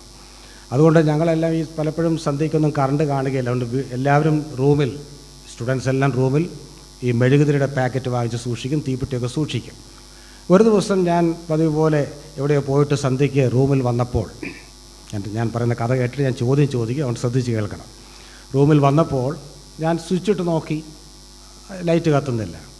സാധാരണ ലൈറ്റ് പോയാൽ അക്കാലത്ത് പിന്നെ 2-3 മണിക്കൂർ കഴിഞ്ഞിട്ടേ വരികയുള്ളൂ. അപ്പോൾ ഞാനങ്ങ് അസ്യൂം ചെയ്തു, ഇനിയിപ്പോൾ ഇന്ന് സന്ധ്യയ്ക്ക് ഇനി വരാൻ പോകുന്നില്ല, എനിക്ക് കുറേ വർക്കുണ്ട് താനും. ഞാൻ സ്വിച്ച് അങ്ങ് ഓഫ് ചെയ്തു, കഥ അടച്ചു, മെഴുകുതിരി കത്തിച്ച് അവിടെ ഇരുന്ന് വായിക്കാൻ തുടങ്ങി. എന്നാൽ അന്ന് അപ്രതീക്ഷിതമായി ഒരു 10 മിനിറ്റ് കഴിഞ്ഞപ്പോൾ കറണ്ട് വന്നു, അല്ലെ ലൈറ്റ് വന്നു. ഞാൻ പക്ഷേ അറിഞ്ഞില്ല. എന്തുകൊണ്ടാണ് അറിയാതെ പോയത്? ഞാൻ പറഞ്ഞു, ഞാൻ കഥ അടച്ചിരുന്നു, സ്വിച്ചും ഓഫ് ചെയ്തിരുന്നു. അല്പസമയം കഴിഞ്ഞപ്പോൾ അടുത്ത മുറിയിലുള്ള എൻ്റെ സുഹൃത്ത് കടന്നു വന്നു. അവൻ വന്ന് കഥയിൽ കൊട്ടി. അവൻ കഥ തുറന്നപ്പോൾ കാണുന്നത് ഞാൻ ഈ മെഴുകുതിരി വെളിച്ചത്തിൻ്റെ മുമ്പിൽ ഇരുന്ന് വായിക്കുന്നു. അപ്പോൾ അദ്ദേഹം എന്നോടൊരു ചോദ്യം ചോദിച്ചു, നീ എന്തിനാണ് ഇരുട്ടത്തിരുന്ന് വായിക്കുന്നത്? അങ്ങനെയാണ് എന്നോട് ചോദിച്ചത്. ഇനി എൻ്റെ ചോദ്യം നിങ്ങളോടാണ്. ആ ചോദ്യം ശരിയാണോ? ഞാൻ ഇരുട്ടത്താണോ ഇരുന്ന് വായിച്ചത്? ആണോ? അല്ല, ഞാൻ മെഴുകുതിരി വെളിച്ചത്തിലാണ് വായിച്ചത്. മാത്രമല്ല ഇരുട്ടത്താർക്കും വായിക്കാനും കഴിയുകയില്ല. പിന്നെ എന്താണ് അവൻ ഉദ്ദേശിച്ചത്? നീ എന്തിനാണ് ഇരുട്ടത്തിരുന്ന് വായിക്കുന്നത്? കാര്യം മനസ്സിലായി കാണുമല്ലോ. ആ പ്രയോഗം തെറ്റല്ല ഒരർത്ഥത്തിൽ. കാരണം അവിടെ ഒരു ട്യൂബ് ലൈറ്റ് ഉണ്ട്. ആ ലൈറ്റ് ഇട്ടാൽ പ്രകാശവുമുണ്ട്. ആ പ്രകാശവുമായി താരതമ്യം ചെയ്യുമ്പോൾ ഈ മെഴുകുതിരിയുടെ വെളിച്ചം ഇരുട്ട് പോലെ തോന്നും. അതുകൊണ്ടാണ് അവൻ ചോദിച്ചത്, നീ എന്തിനാണ് ഇരുട്ടത്തിരുന്ന് വായിക്കുന്നത്? കർത്താവ് ഏതാണ്ട് അതുപോലാണ് പറയുന്നത്. കർത്താവ് പറഞ്ഞതിൻ്റെ അർത്ഥം എന്താണെന്ന് അറിയാമോ? ഈ ഭൂമിയിലെ നമ്മുടെ പ്രിയപ്പെട്ടവരെയൊക്കെ നാം സ്നേഹിക്കണം. എന്നാൽ നമ്മുടെ ഗുരുവും കർത്താവും നാഥനുമായ യേശുക്രിസ്തുവിനോടുള്ള അത്യഗാധമായ ആ സ്നേഹവുമായി താരതമ്യം ചെയ്യുമ്പോൾ ഈ ഭൂമിയിലെ എല്ലാ സ്നേഹങ്ങളും പക പോലെ തോന്നണം. It should appear as hatred. അതുകൊണ്ടാണ് ഞാൻ പറഞ്ഞത്, റിലേറ്റീവ് സെൻസിലാണ് കർത്താവ് പറഞ്ഞത്. കർത്താവിന് വാക്കുകൾ ഉപയോഗിക്കാൻ അറിയാൻ വയ്യാത്തതുകൊണ്ടല്ല, അറിയാവുന്നതുകൊണ്ടാണ് അങ്ങനെ പറഞ്ഞത്. അപ്പോൾ നാം എത്രമാത്രം ആഴത്തിൽ കർത്താവിനെ സ്നേഹിക്കണം. ആ സ്നേഹത്തിൻ്റെ ആ സൂപ്പർലേറ്റീവ് ഡിഗ്രി കാണിക്കാനാണ് മറ്റുള്ള സ്നേഹങ്ങളെയൊക്കെ പക എന്ന് കർത്താവ് വിളിച്ചത്. വളരെ ഭംഗിയായിട്ടാണ് കർത്താവ് ലൂക്കോസിൽ പറഞ്ഞിരിക്കുന്നത്.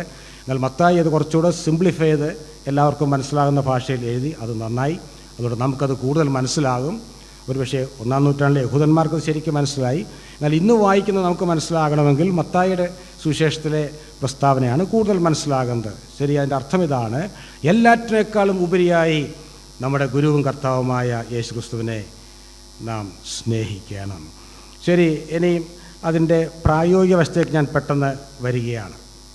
നമുക്കറിയാം, നമ്മുടെ എല്ലാ പഠനങ്ങളിലും നമ്മളതിൻ്റെ തിയറിയും മനസ്സിലാക്കണം, പ്രാക്ടിക്കൽ സൈഡും മനസ്സിലാക്കേണ്ടത് ആവശ്യമാണ്. പൗലോസ് തൻ്റെ ലേഖനങ്ങളിലൊക്കെ അങ്ങനെയാണല്ലോ എഴുതിയിരിക്കുന്നത്. ആദ്യം ഉപദേശം, പിന്നെ പ്രായോഗിക ജീവിതം. ഇത്രയും നേരം ഞാൻ പറഞ്ഞത് തിയറിയാണ്. എല്ലാറ്റിനേക്കാൾ ഉപരിയായി കർത്താവിനെ സ്നേഹിക്കണം. ശരി, എങ്ങനെ ഇത് പ്രാക്ടീസ് ചെയ്യാൻ കഴിയും? പലപ്പോഴും നമ്മളൊക്കെ ഈ തിയറിയിൽ വളരെ മിടുക്കന്മാരാണല്ലേ. പലപ്പോഴും നമ്മെക്കുറിച്ച് മറ്റ് സഭാ വിഭാഗങ്ങളിലുള്ളവർ പറയുന്ന ഒരു പരാതിയോ അതുതന്നെയാണല്ലോ, നിങ്ങളുടെയൊക്കെ ഉപദേശം വളരെ മെച്ചമാണ്, തിയറിക്ക് നിങ്ങൾക്ക് 100 മാർക്ക് കിട്ടും, പിന്നെ എവിടെയാണ് പരാജയപ്പെടുന്നത്? എവിടെയാണ്? പ്രാക്ടിക്കലിലാണ് പോകുന്നതല്ലേ. ഞാനിങ്ങനെ ഒരു കഥ കേട്ടിട്ടുണ്ട്. ഇവിടുത്തെ കഥയല്ല, ആരും വിഷമിക്കേണ്ട, ഇംഗ്ലണ്ടിൽ നടന്ന കഥയാണ്. അവിടെ ഒരു മനുഷ്യനുണ്ടായിരുന്നു. അദ്ദേഹം എപ്പോഴും പറയും താനൊരു ബഹുഭാഷാ പണ്ഡിതനാണെന്ന്. മൾട്ടി ലിംഗ്വിസ്റ്റ് എന്ന് പറഞ്ഞാൽ തനിക്ക് പല ഭാഷകൾ അറിയാം എന്ന് താൻ അവകാശപ്പെട്ടിരുന്നു. തൻ്റെ സുഹൃത്തുക്കളൊക്കെ തൻ്റെ ചുറ്റും കൂടുമ്പോൾ താൻ പറയും, എനിക്ക് കുതിര എന്ന വാക്ക് 9 ഭാഷകളിൽ പറയാൻ അറിയാം. I know how to say the word horse in 9 languages. അപ്പോൾ താൻ പറയും, ഈ 9 ഭാഷകൾ താൻ പറയും. ആൾക്കാരൊക്കെ അത്ഭുതപ്പെട്ടത് കേട്ടുകൊണ്ടിരിക്കും. വലിയ പണ്ഡിതനാണല്ലോ, 9 ഭാഷ അറിയാം എന്നുള്ളൊരു തെളിവിതാണ്. കുതിര എന്ന വാക്ക് താൻ എങ്ങനെയോ പഠിച്ചു വെച്ചിട്ടുണ്ട്. ഏതായാലും ഇങ്ങനെ കുറേ നാൾ പോയി. കുറേ കഴിഞ്ഞപ്പോൾ അദ്ദേഹത്തിന് ആ കഥ പറയുന്നത്, അദ്ദേഹത്തിനൊരു കുതിരയെ വാങ്ങിക്കേണ്ട ആവശ്യം വന്നു. ഇംഗ്ലണ്ടിലെ കാര്യമാണ്. ഇവിടെ നിന്ന് നമ്മളാരും കുതിരയും കഴുതയൊന്നും അങ്ങനെ വീട്ടിൽ വളർത്താറില്ല.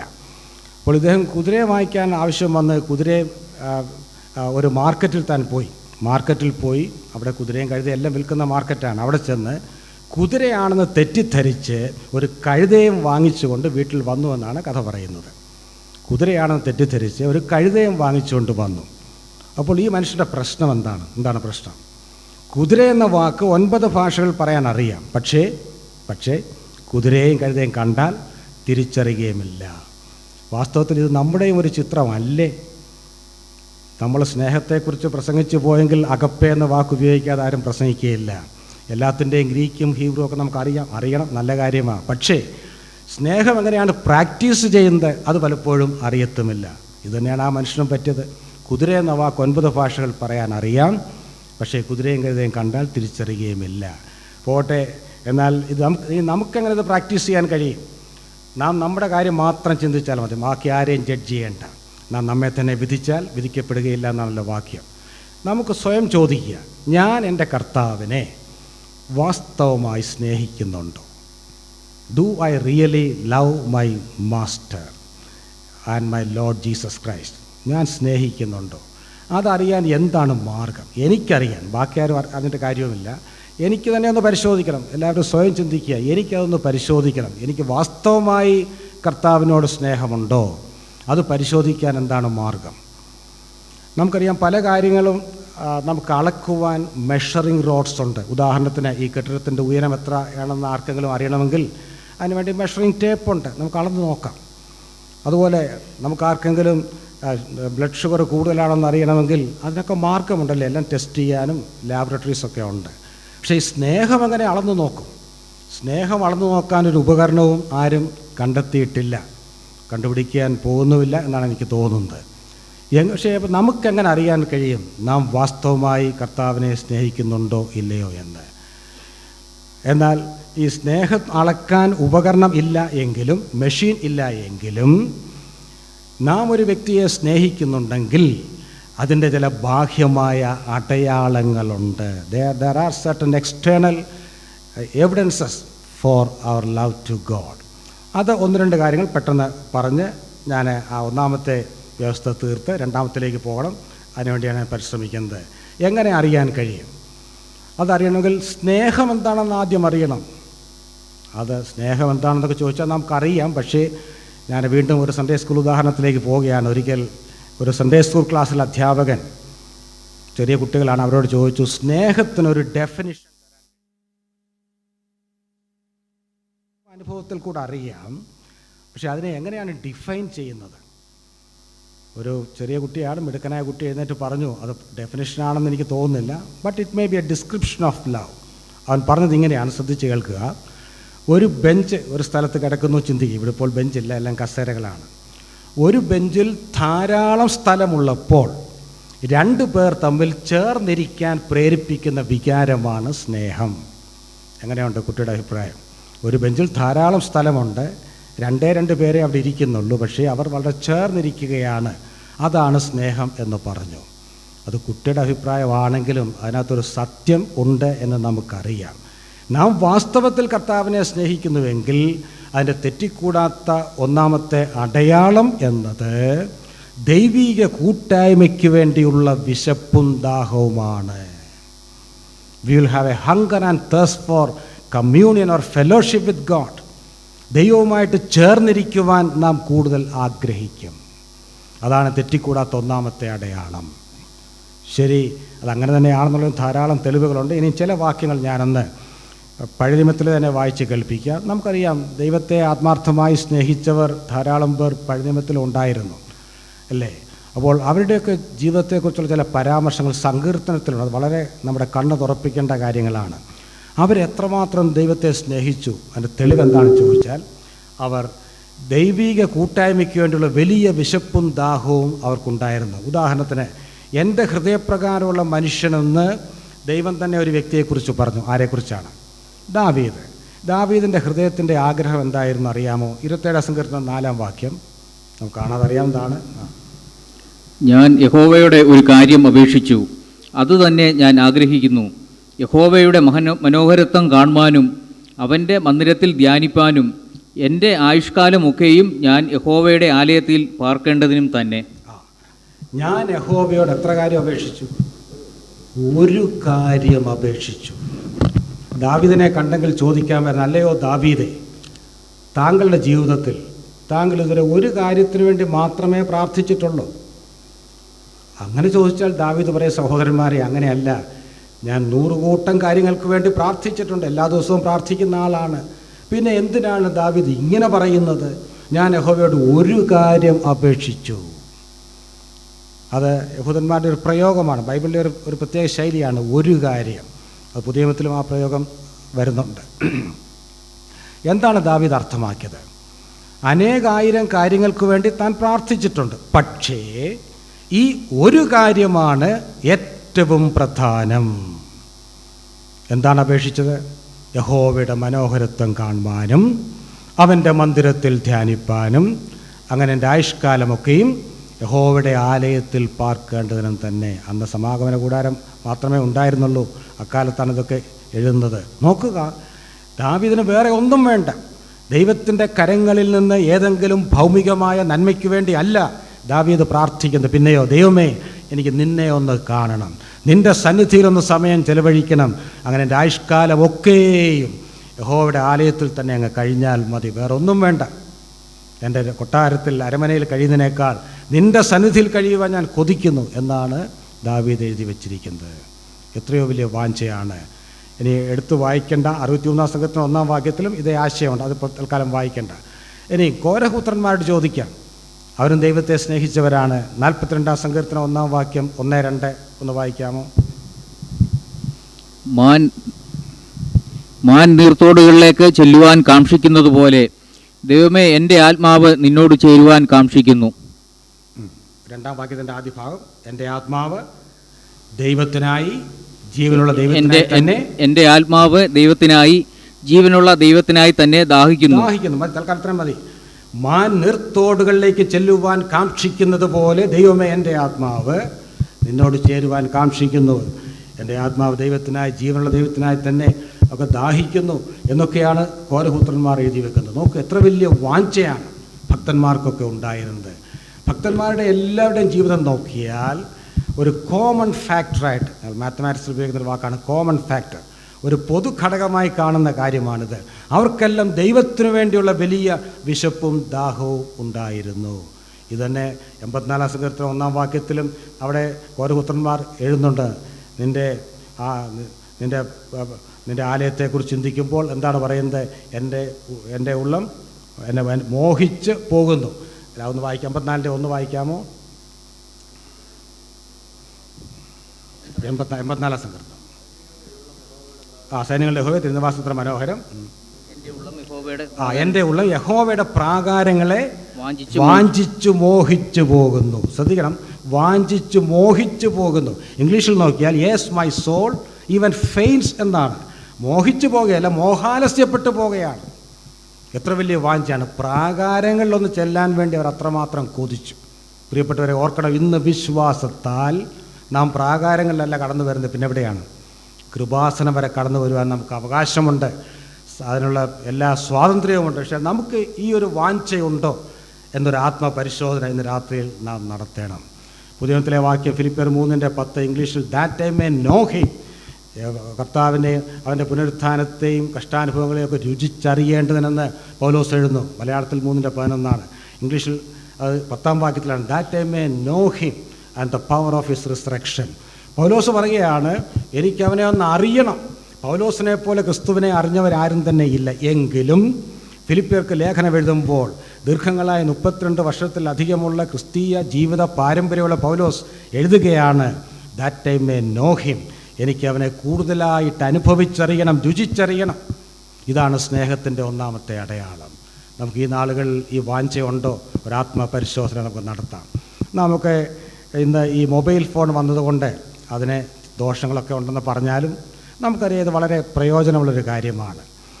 നാം നമ്മുടെ കൂട്ടുകാരോടൊക്കെ സംസാരിക്കുന്നത്, സുഹൃത്തുക്കളോടൊക്കെ സംസാരിക്കുന്നത് എങ്ങനെയാണ്?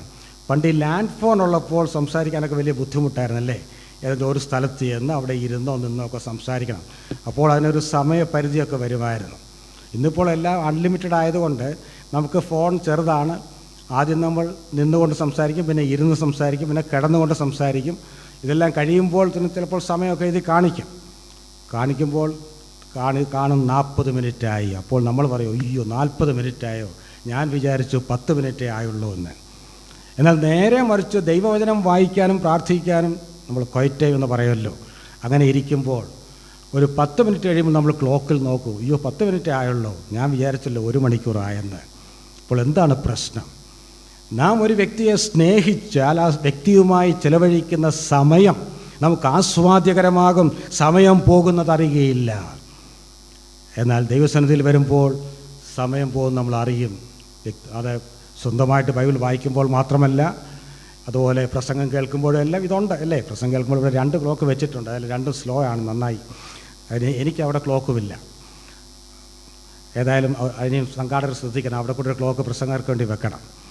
ഞാൻ പറഞ്ഞു വരുന്നത്, പലപ്പോഴും നമ്മുടെ എല്ലാവരുടെയും അനുഭവം ഇതുതന്നെയാണ്. നാം ദൈവത്തെ സ്നേഹിക്കുന്നുവെന്ന് പലപ്പോഴും പാട്ട് പാടാറുണ്ട്, അവകാശപ്പെടാറുണ്ട്. അനുഭവത്തിൽ നാം എത്രമാത്രം ദൈവത്തെ സ്നേഹിക്കുന്നു?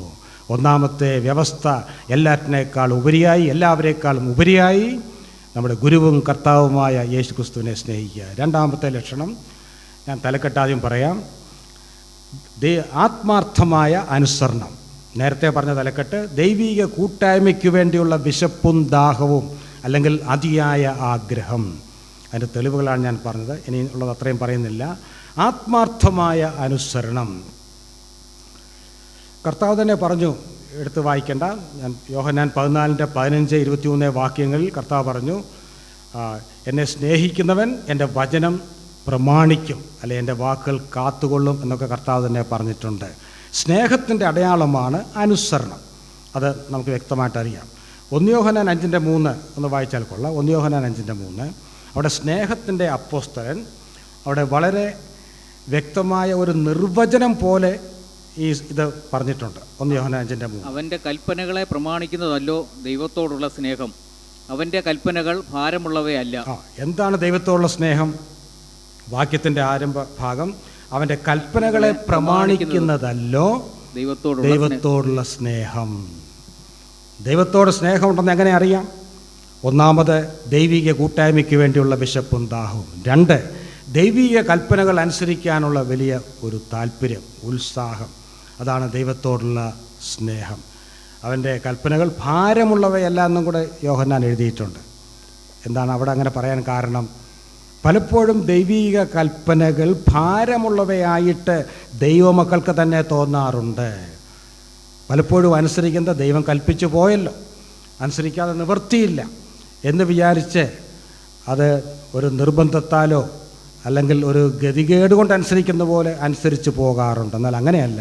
ദൈവത്തെ നാം വാസ്തവമായി സ്നേഹിക്കുന്നു എങ്കിൽ ഈ കൽപ്പനകളൊന്നും ഭാരമായി തോന്നുകയില്ല. അനുസരണത്തിൽ കൂടെയാണ് അത് തെളിയിക്കുന്നത്. അത് സ്നേഹത്തിലുള്ള അനുസരണമാകുമ്പോൾ അത് ഭാരം ആയിത്തീരുകയില്ല. എന്താണ് വാസ്തവത്തിൽ അനുസരണം എന്ന് പറയുന്നത്? ഞാൻ പലപ്പോഴും ഈ നിർവചനങ്ങൾ കൊടുക്കാൻ ഇഷ്ടപ്പെടുന്ന ആളാണ്. അത് ഓർത്തിരിക്കാൻ എളുപ്പമുണ്ട്. What is obedience after all? Obedience is doing what God says when he says to do and how he says to do. അനുസരണം എന്ന് ദൈവത്തോടുള്ള അനുസരണം എന്ന് പറയുന്നത് ദൈവം പറയുന്ന കാര്യങ്ങൾ ദൈവം പറയുന്ന സമയത്ത് ദൈവം പറയുന്ന രീതിയിൽ ചെയ്യുന്നതാണ് അനുസരണം. ദൈവം എന്തു പറയുന്നു എന്നുള്ളത് പ്രധാനമാണ്. അത് എപ്പോൾ അനുസരിക്കണം ദൈവം പറയും. ദൈവത്തിന് സമയം വളരെ പ്രധാനമാണ്. അത് ദൈവം ശ്രദ്ധിക്കും. മാത്രമല്ല എങ്ങനെ അനുസരിക്കണം, ഇതെല്ലാം ദൈവം പറയുന്ന രീതിയിൽ തന്നെ ചെയ്യണം. അങ്ങനെ അനുസരിക്കാത്ത പലരുടെ കാര്യം നമുക്കറിയാമല്ലോ. പഴയ നിയമത്തിലെ ശൗലിൻ്റെ കാര്യമൊക്കെ നമുക്കറിയാം. മറ്റു പലതും അനുസരിച്ചു, പക്ഷേ ആ അനുസരണമൊന്നും ദൈവം അംഗീകരിച്ചില്ല. ഞാനിവിടെ ആത്മാർത്ഥമായ അനുസരണം എന്ന് തലക്കെട്ട് കൊടുക്കാൻ കാരണമുണ്ട്. ആത്മാർത്ഥതയില്ലാതെയും അനുസരിക്കാൻ സാധിക്കും. ഏറ്റവും നല്ല ഉദാഹരണമാണ് പരീശന്മാർ. വാസ്തവത്തിൽ ഈ പരീശന്മാരുടെയും ശാസ്ത്രിമാരുടെയും കാര്യം ചിന്തിക്കുമ്പോൾ നമുക്ക് അവരോട് സഹതാപം തോന്നും. എന്തുകൊണ്ടാണ് ഞാൻ അങ്ങനെ പറഞ്ഞത്? വാസ്തവത്തിൽ കർത്താവ് ഈ ഭൂമിയിൽ വന്നപ്പോൾ കൃത്യമായി ഈ ന്യായപ്രമാണം വായിക്കുകയും പഠിക്കുകയും പഠിപ്പിക്കുകയും അതൊക്കെ അനുസരിക്കാൻ വേണ്ടി കുറേ ശ്രമിക്കുകയും ചെയ്തൊരു കൂട്ടരായിരുന്നു ഈ പരീശന്മാരും ശാസ്ത്രിമാരും. അവർ 2-3 നേരമൊക്കെ പ്രാർത്ഥിക്കുന്നവരാണ്. ആഴ്ചയിൽ 2 വട്ടം ഉപവസിക്കുന്നവരാണ്. കിട്ടുന്നതിലൊക്കെ ദശാംശം കൊടുക്കും. മറ്റുള്ള യഹൂദന്മാരെക്കാൾ വളരെ മെച്ചമായിരുന്നു. പക്ഷേ ഇത്രയെല്ലാം ചെയ്തിട്ടും കർത്താവ് അവരെ എങ്ങനെയാണ് വിളിച്ചത്? എൻ്റെ സ്നേഹസമ്പന്നരായ പരീശന്മാരും ശാസ്ത്രിമാരുമായുള്ളവരെ അങ്ങനെയാണോ വിളിച്ചത്? അങ്ങനെ വിളിച്ചില്ല. മത്തായി 21 വായിക്കണം. എത്ര പ്രാവശ്യമാണ് കപടഭക്തിക്കാരായ ശാസ്ത്രിമാരും പരീശന്മാരും ആയുള്ളവരെ നിങ്ങൾക്ക് അയ്യോ കഷ്ടമെന്ന് അനേക പ്രാവശ്യം അവിടെ പറയുകയാണ്. അപ്പോൾ എന്തായിരുന്നു അവരുടെ പ്രശ്നം? അവർ പല കാര്യങ്ങളും കൃത്യമായി അനുസരിച്ചവരാണ്. പക്ഷേ മത്തായി 6 കർത്താവ് പറഞ്ഞു, നിങ്ങൾ മനുഷ്യർക്ക് വിളങ്ങേണ്ടതിന് ഇതൊക്കെ ചെയ്യുന്നു. നിങ്ങൾ ചെയ്തു, but your motive was wrong. നിങ്ങൾ തെറ്റായൊരു ഉദ്ദേശത്തോടു കൂടി എന്നെ പ്രസാദിപ്പിക്കാനല്ല ചെയ്തത്. നിങ്ങൾ മനുഷ്യരെ കാണിക്കണം, മറ്റുള്ള യഹൂദന്മാരെ കാണിക്കണം നിങ്ങൾ ഭക്തന്മാരാണെന്ന്. അതിനുവേണ്ടിയാണ് ഇതൊക്കെ ചെയ്തത്. അതുകൊണ്ട് കർത്താവ് അതൊന്നും അംഗീകരിച്ചില്ല. അവരെ കപടഭക്തന്മാരെന്നാണ് പലപ്പോഴും വിളിച്ചത്. എത്രയോ സങ്കടകരമാണ്. വളരെ കർശനമായി നിയമങ്ങളൊക്കെ അനുസരിച്ച് ജീവിച്ചു, പക്ഷേ അതുകൊണ്ട് ഒരു പ്രയോജനവും ഉണ്ടായില്ല. ഇന്ന് നമ്മുടെ അനുസരണം എങ്ങനെ ഇരിക്കുന്നു? നമ്മുടെ അനുസരണം ആത്മാർത്ഥതയുള്ളതാണെങ്കിൽ അത് തീർച്ചയായും അത് മനസ്സോടെയുള്ള അനുസരണമായിരിക്കും. അത് സന്തോഷത്തോടുള്ള അനുസരണമായിരിക്കും, ഉത്സാഹത്തോടുള്ള അനുസരണമായിരിക്കും. ഞാൻ വാക്യങ്ങളൊന്നും എടുക്കുന്നില്ല, ഇതിനെല്ലാം വാക്യങ്ങളുണ്ട്. അതുകൊണ്ട് ഈ നാളുകളിൽ നമുക്ക് നമ്മുടെ കർത്താവിനോടുള്ള സ്നേഹത്തെ ഒന്ന് പരിശോധിക്കാം. യോഹന്നാൻ 21:15 അവിടെ കർത്താവ് ശിമോൻ പത്രോസിനോട് ചോദ്യം ചോദിക്കുന്നുണ്ട്. നമുക്കറിയാവുന്ന വാക്യമാണ്. യോഹന്നാൻ്റെ മകനായ ശിമോനെ, നീ ഇവരിൽ അധികമായി എന്നെ സ്നേഹിക്കുന്നുവോ? ഇവരിൽ അധികമായെന്നും ഇവയിൽ അധികമായ എന്നും തർജ്ജമ ചെയ്യാം. നീ എല്ലാറ്റിലും അധികമായിട്ട് എന്നെ സ്നേഹിക്കുന്നുണ്ടോ എന്നാണ് അവിടെ കർത്താവ് ചോദിക്കുന്നത്. ഇന്ന് ആ ചോദ്യം എന്നോടും നിങ്ങളോടും ചോദിക്കുകയാണ്. എല്ലാറ്റിനേക്കാൾ ഉപരിയായി കർത്താവിനെ സ്നേഹിക്കുന്നുണ്ട്. നമുക്ക് എന്ത് പറയാൻ കഴിയും? നാം ഓരോരുത്തരും വ്യക്തിപരമായി കർത്താവിനോട് ഉത്തരം പറഞ്ഞാൽ മതി. ഞാൻ ആദ്യത്തെ വ്യവസ്ഥ ഇവിടെ അവസാനിപ്പിച്ച് രണ്ടാമത്തേലേക്ക് പെട്ടെന്ന് പോവുകയാണ്. രണ്ടാമത്തേത് നാം കാണുന്നത് മത്തായി സുവിശേഷം 16-ാം അധ്യായത്തിൻ്റെ 24-ാം വാക്യത്തിലാണ്. അതിൻ്റെ തലക്കെട്ട് ഞാനങ്ങ് പറയാം. തന്നെത്താൻ നിഷേധിക്കുക, അല്ലെങ്കിൽ തന്നെത്താൻ ത്യജിക്കുക. Deny one self and follow the master. തന്നെത്താൻ നിഷേധിക്കുക അല്ലെങ്കിൽ തന്നെത്താൻ ത്യജിക്കുക. മത്തായി 16-24 നമുക്ക് വായിച്ച് കേൾക്കാം. പിന്നെ യേശു ശിഷ്യന്മാരോട് പറഞ്ഞത്, ഒരുത്തൻ എൻ്റെ പിന്നാലെ വരുവാൻ ഇച്ഛിച്ചാൽ തന്നെത്താൻ ത്യജിച്ച് തൻ്റെ ക്രൂശെടുത്ത് എന്നെ അനുഗമിക്കട്ടെ. തൽക്കാലം നിർത്താം. അവിടെ ഇത് ആരോടാണ് പറഞ്ഞതെന്ന് ആദ്യം തന്നെ പറയുന്നുണ്ടല്ലേ. പിന്നെ യേശു ആരോട് പറഞ്ഞു? പുരുഷാരത്തോട് പറഞ്ഞതല്ല. പിന്നെ ആരോടാണ് പറഞ്ഞത്? ശിഷ്യന്മാരോട്. വ്യക്തമായി എഴുതിയിട്ടുണ്ട്. ശിഷ്യന്മാരോട് പറഞ്ഞത്, ഒരുത്തൻ എൻ്റെ പിന്നാലെ വരുവാൻ ഇച്ഛിച്ചാൽ. ഇന്നലെ ഞാൻ പറഞ്ഞു, ഈ പല വ്യവസ്ഥകളും പറഞ്ഞത് ശിഷ്യന്മാരോട് തന്നെയാണ്. അവർ ഒരു പൊതുവായ അർത്ഥത്തിൽ ശിഷ്യന്മാരാണ്. ആ ശിഷ്യത്വത്തിൻ്റെ പടവുകൾ കയറുവാൻ, യഥാർത്ഥ ശിഷ്യത്വ ജീവിതത്തിലേക്ക് അവരെ നയിക്കുവാനാണ് അവരോട് തന്നെ ഈ വ്യവസ്ഥകളൊക്കെ പറയുന്നത്. ഇവിടെ വ്യക്തമായിട്ട് എഴുതിയിട്ടുണ്ട് യേശു ശിഷ്യന്മാരോടാണ് പറയുന്നതെന്ന്. ഈ ലൂക്കോസ് 9:18-21 കുറിച്ചാൽ മതി, വായിക്കണ്ട. അവിടെയും ആ 2 വാക്യങ്ങൾ നോക്കുമ്പോൾ നമുക്കറിയാം ഈ വ്യവസ്ഥ അവിടെയും പറയുന്നുണ്ട്.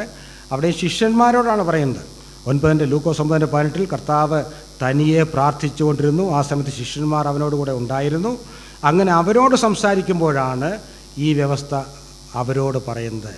അപ്പോൾ ശിഷ്യന്മാരോട് പറഞ്ഞതാണ് എന്ത് ചെയ്യണം? തന്നെത്താൻ ത്യജിച്ച് തൻ്റെ ക്രൂശ് എടുത്ത് തന്നെ അനുഗമിക്കട്ടെ. 2 വ്യവസ്ഥയിലൂടെ കാണുന്നുണ്ട്. രണ്ടാമത്തെ ക്രൂശ് എടുക്കുക എന്നുള്ളത് നാളെ നമുക്ക് ചിന്തിക്കാം. ആദ്യത്തെ തന്നെ ചിന്തിച്ച് തീർക്കാൻ കഴിയുമോ എന്ന് എനിക്കറിയുകയില്ല.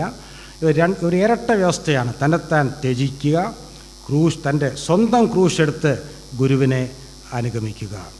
ശരി, ഇവിടെ തന്നെത്താൻ ത്യജിക്കുക, തന്നെത്താൻ നിഷേധിക്കുക, ഡിനൈ വൺ സെൽഫ്, അത് വളരെയധികം തെറ്റിദ്ധാരണകൾ ഉളവാക്കിയിട്ടുള്ള ഒരു പ്രയോഗമാണ്. ക്രൈസ്തവ സഭ ചരിത്രം നാം നോക്കിയാൽ 2 തെറ്റായ ആശയങ്ങൾ ഇതിനെക്കുറിച്ച് കഴിഞ്ഞ കാലങ്ങളിൽ ഉണ്ടായിട്ടുണ്ട്. അത് 2 ഞാൻ ആദ്യം പറയാം, എന്നിട്ട് ശരിയായ അർത്ഥത്തിലേക്ക് നമുക്ക് വരാം. തെറ്റിൽ നിന്ന് മാത്രമേ ശരിയിലേക്ക് വരാൻ കഴിയുകയുള്ളൂ.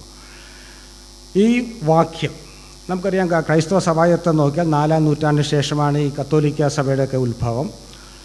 അവരുടെ കൂട്ടത്തിൽ അക്കാലത്ത് കുറേ സന്യാസ സമൂഹങ്ങളൊക്കെ 4-5 നൂറ്റാണ്ടുകളുണ്ടായി. അവർ ഒരർത്ഥത്തിൽ അവർ വളരെ ഭക്തന്മാരായിരുന്നു. ഈ സന്യാസ സമൂഹങ്ങൾ, ക്രൈസ്തവ സന്യാസ സമൂഹങ്ങൾ, അവർ വളരെ സിൻസിയറായിരുന്നു. ഞാൻ പറയാറുണ്ട്, they were sincere but they were sincerely wrong in many things. എന്നാൽ വളരെ ആത്മാർത്ഥമുള്ള ആൾക്കാരായിരുന്നു.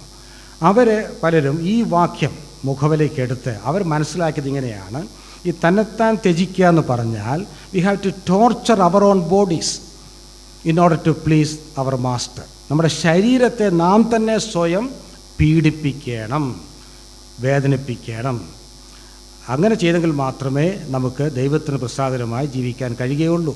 അങ്ങനെ വിശ്വസിച്ച് ജീവിച്ചവരാണ് അവർ. ശരീരത്തെ പീഡിപ്പിക്കുക എന്നുള്ളൊരാശയം അങ്ങനെയാണ് ഈ സന്യാസ സമൂഹങ്ങളിലൊക്കെ അക്കാലത്തുണ്ടായത്. ഏതാണ്ട് 16-ാം നൂറ്റാണ്ട് വരെയൊക്കെ, ഇപ്പോഴും ഉണ്ടോ എന്ന് എനിക്കറിയില്ല, ഉണ്ടായിരുന്നു. ശരി, എന്നാൽ അത് അവർ സിൻസിയറായിട്ടാണ് അവരങ്ങനെ പഠിപ്പിച്ചതെങ്കിലും അത് തെറ്റാണ്. എന്തുകൊണ്ടാണ് തെറ്റാണെന്ന് പറയുന്നത്?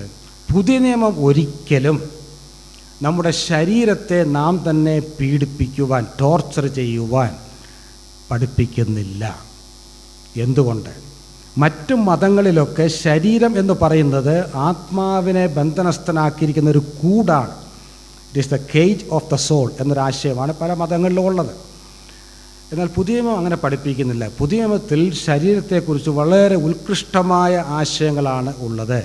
ഉദാഹരണത്തിന് 1 കൊരിന്ത്യർ 6:19 നാം വായിക്കുന്നു: ദൈവത്തിൻ്റെ ദാനമായി നിങ്ങളിൽ വസിക്കുന്ന പരിശുദ്ധാത്മാവിൻ്റെ മന്ദിരമാകുന്നു നിങ്ങളുടെ ശരീരം. നമ്മുടെ ഓരോരുത്തരുടെയും ശരീരം ദൈവത്തിൻ്റെ പരിശുദ്ധാത്മാവിൻ്റെ മന്ദിരമാണ്. അതുകൊണ്ട് നിങ്ങളുടെ ശരീരം കൊണ്ട് ദൈവത്തെ മഹത്വപ്പെടുത്തുവീൻ. 1 കൊരിന്ത്യർ 6:19-20 ഞാൻ ഉദ്ധരിച്ചത്. അപ്പോൾ ശരീരം ദൈവത്തിൻ്റെ മന്ദിരമാണ്. അതിനെ സ്വയം നമ്മൾ പീഡിപ്പിക്കുവാൻ വചനം പറയുന്നില്ല.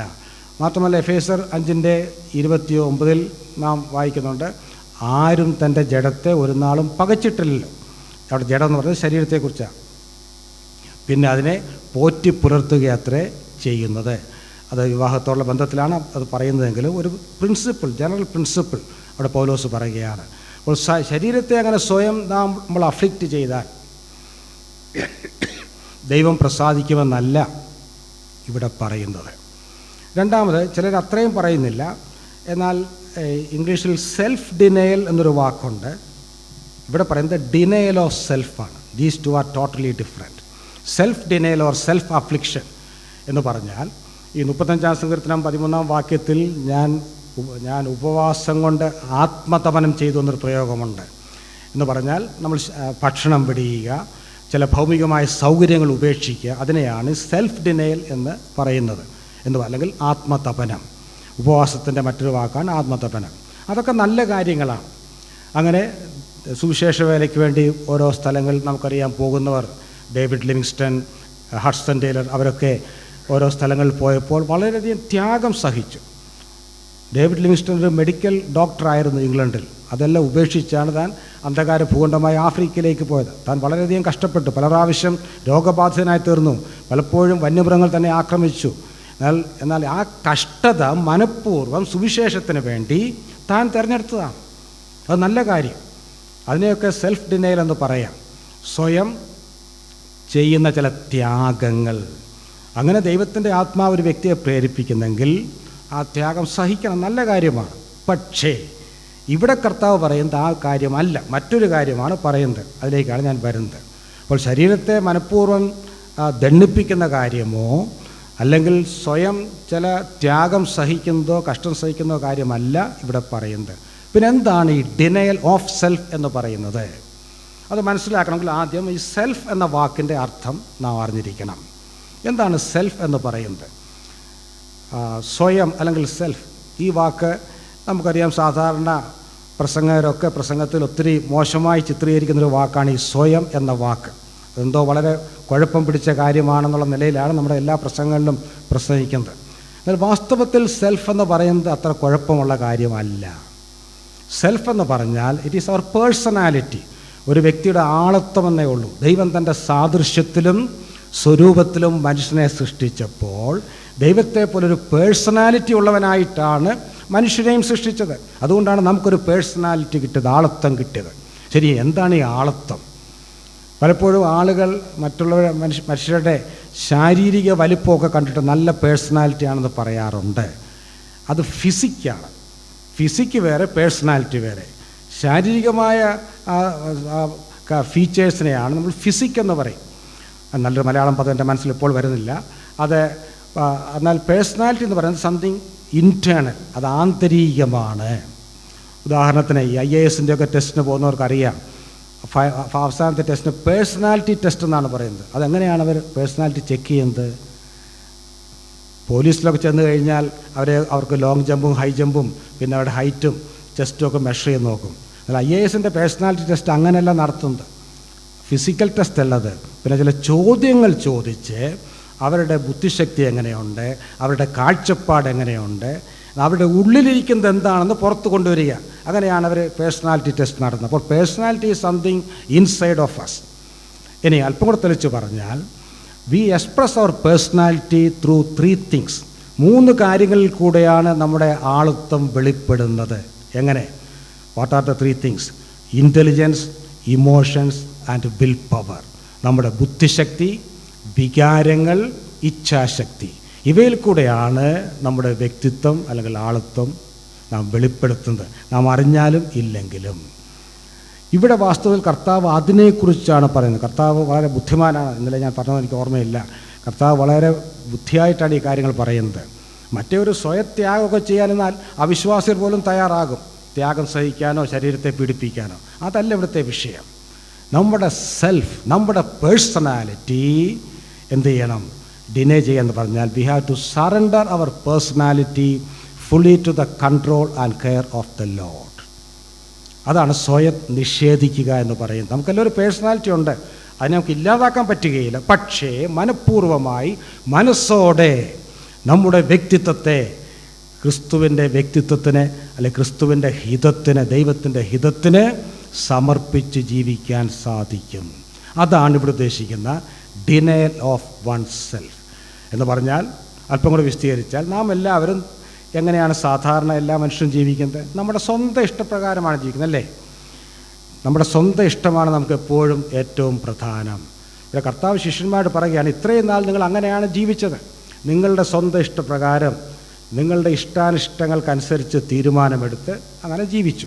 എന്നാൽ ഒരു യഥാർത്ഥ ശിഷ്യനായി, എൻ്റെ ശിഷ്യനായി തീരാൻ നിങ്ങൾ ആഗ്രഹിക്കുന്നു എങ്കിൽ you have to do something else. You have to surrender your will to my will. You have to surrender your intelligence and emotions to my commandments.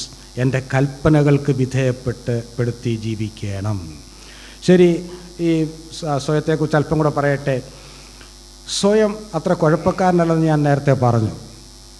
ദൈവത്തിന് സ്വയമുണ്ടോ? എന്തു തോന്നുന്നു? ദൈവത്തിന് സ്വയമുണ്ടോ? Does God has self? Yes, ഉണ്ട്. അതുകൊണ്ടാണല്ലോ പുറപ്പാട് 3:14 ദൈവം മോശയ്ക്ക് പ്രത്യക്ഷനായപ്പോൾ എന്താണ് പറഞ്ഞത്? എന്താണ് തൻ്റെ പേര്? I am that I am. ഞാനാകുന്നവൻ ഞാനാകുന്നു. ഐ ആം എന്ന് പറയാൻ കഴിയുന്ന എല്ലാവർക്കും സ്വയമുണ്ട്. ദൈവത്തിന് സ്വയമുണ്ട്, കർത്താവിനോ? തീർച്ചയായും. യോഹന്നാൻ സുവിശേഷത്തിലെ 7 ഫേമസ് ഐ ആം സ്റ്റേറ്റ്മെൻറ്റ്സ്, ഞാനാകുന്നു പ്രസ്താവനകൾ തെളിയിക്കുന്നതാണ്. കർത്താവിനൊരാളത്വമുണ്ടായിരുന്നു. എന്നാൽ ഞാൻ ഈ എന്നാൽ പറയുന്നതൊക്കെ ശ്രദ്ധിച്ച് കേട്ടോണം. ദൈവത്തിൻ്റെ സ്വയത്തിന് ഒരു കുഴപ്പവുമില്ല, കർത്താവിൻ്റെ സ്വയത്തിനും ഒരു കുഴപ്പവുമില്ല. കാരണം അതൊക്കെ പാപരഹിത സ്വയം ആണ്. അതിനകത്ത് പാപത്തിൻ്റെ സ്വാധീനമില്ല. പിന്നെ നമുക്കെന്താണ് കുഴപ്പം പറ്റിയത്? ദൈവത്തിൻ്റെ സാദൃശ്യത്തിലും സ്വരൂപത്തിലും സൃഷ്ടിച്ച നമുക്കും ഈ സ്വയം ഉണ്ട്. പക്ഷേ ആദാം പാപം ചെയ്തത് കൊണ്ട് നമ്മുടെ ഹ്യൂമൻ നേച്ചർ, നമ്മുടെ മനുഷ്യപ്രകൃതം സിൻഫുൾ നേച്ചറായിട്ട് മാറി, പാപപ്രകൃതമായിട്ട് മാറി. അതിനെയാണ് നമ്മുടെ ബൈബിളിൽ ജഡം എന്ന് പലപ്പോഴും വിളിക്കുന്നത്. ഇംഗ്ലീഷിലെ NIV-യിലൊക്കെ വായിച്ചാൽ കുറച്ച് വ്യക്തമാണ്. ഈ ഫ്ലഷ് എന്ന് പറഞ്ഞാൽ ചിലപ്പോൾ നമുക്ക് പെട്ടെന്ന് മനസ്സിലാകില്ല.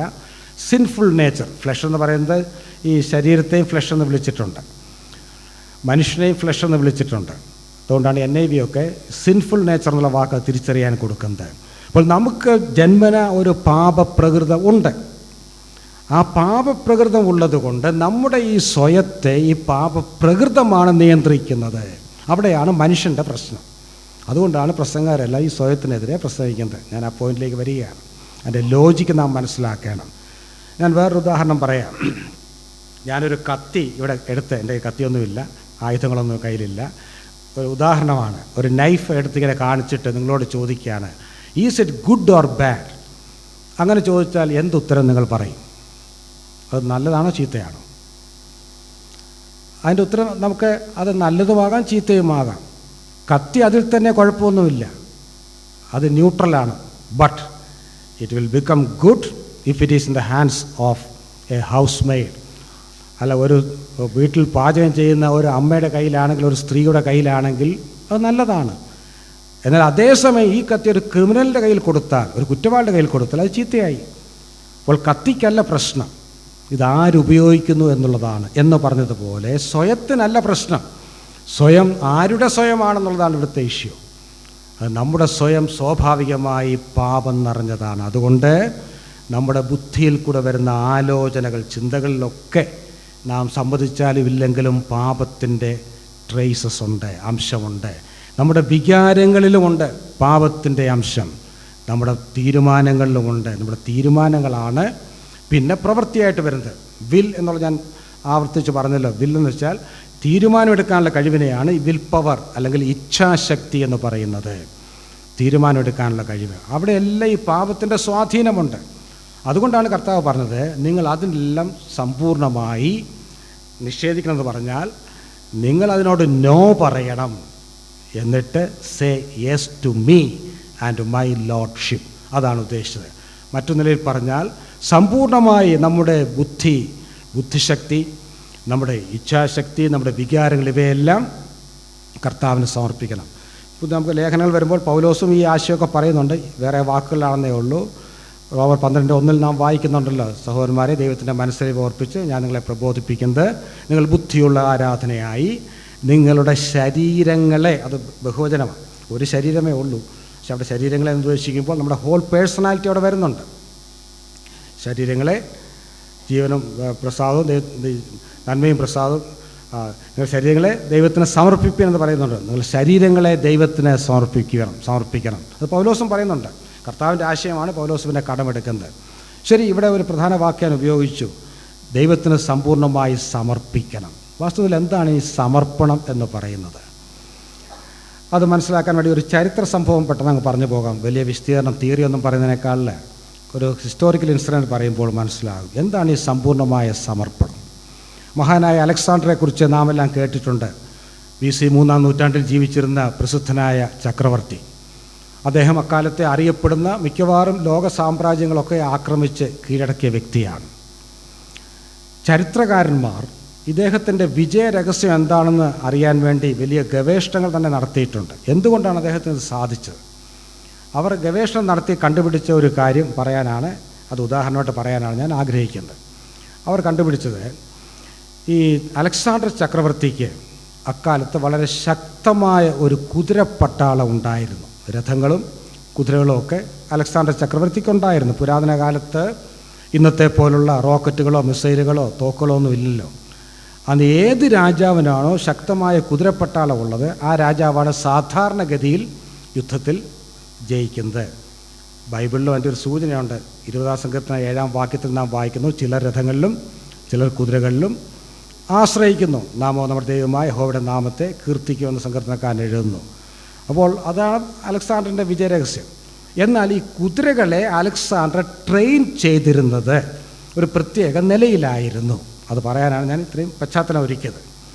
എങ്ങനെയാണ് പരിശീലിപ്പിച്ചിരുന്നത് ചോദിച്ചാൽ, അലക്സാണ്ടർ നേരിട്ട് തന്നെ നല്ല ആരോഗ്യമുള്ള കുറേ കുതിരകളെ സെലക്ട് ചെയ്യും, തിരഞ്ഞെടുക്കും.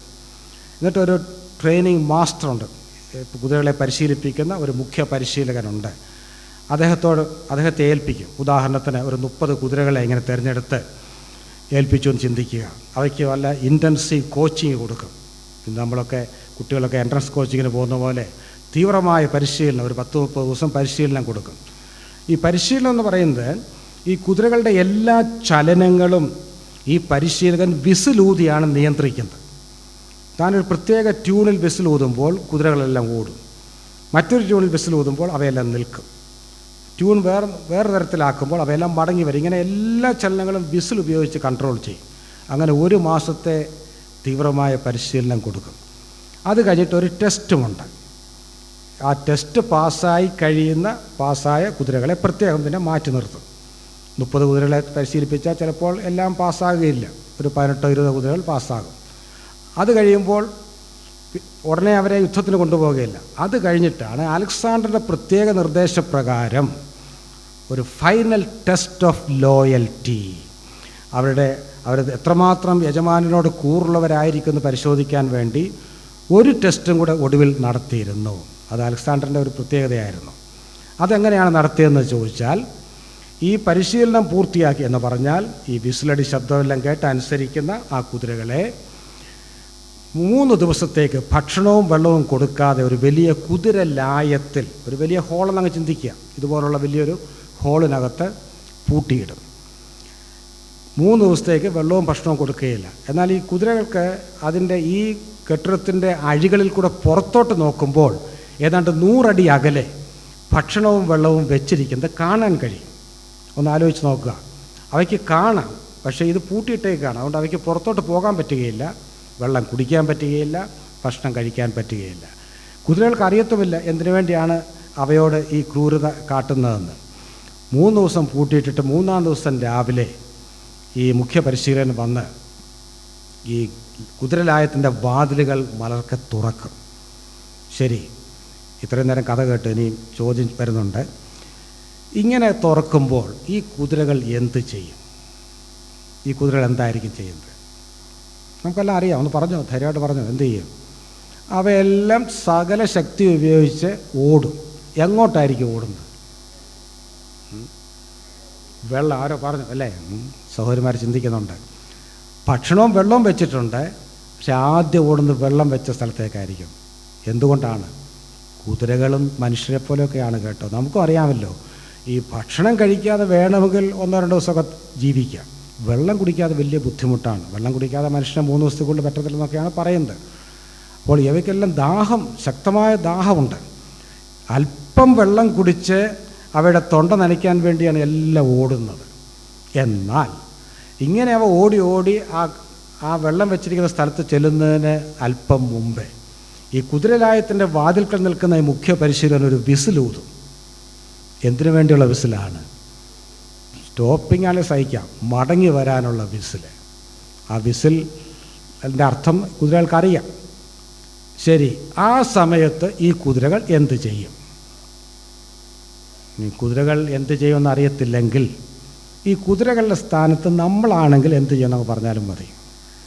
നമ്മൾ ഓരോരുത്തരും ചിന്തിക്കുക, നമ്മൾ ആ കുതിരയുടെ സ്ഥാനത്താണെങ്കിൽ എന്ത് ചെയ്യും? എനിക്ക് തോന്നുന്നു നമ്മളാണെങ്കിൽ അന്നേരം ഈ വിസിലടിയൊന്നും കേൾക്കുക പോലും ഇല്ലല്ലേ.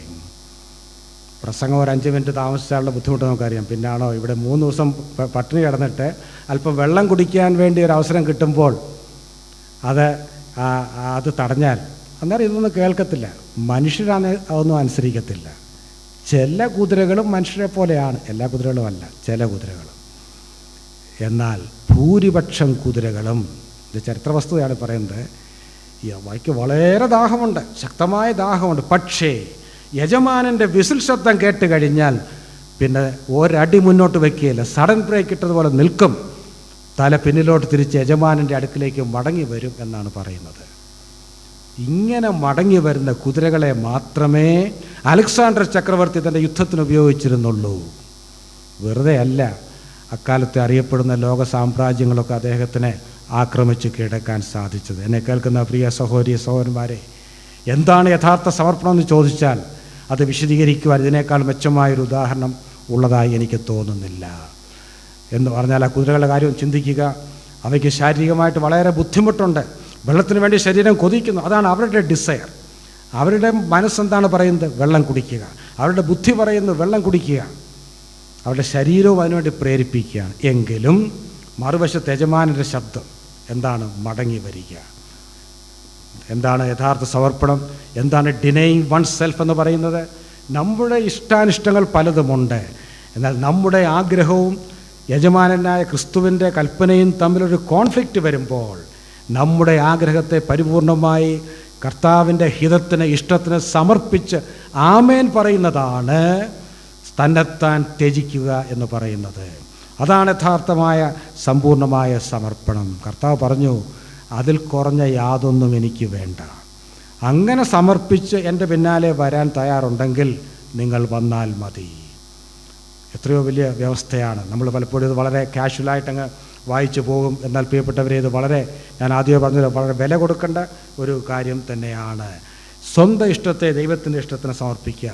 വാസ്തവത്തിൽ ഇതിന് നമുക്ക് കർത്താവ് തന്നെ മാതൃക കാണിച്ചിട്ടുണ്ട്, പൗലോസും മാതൃക കാണിച്ചിട്ടുണ്ട്.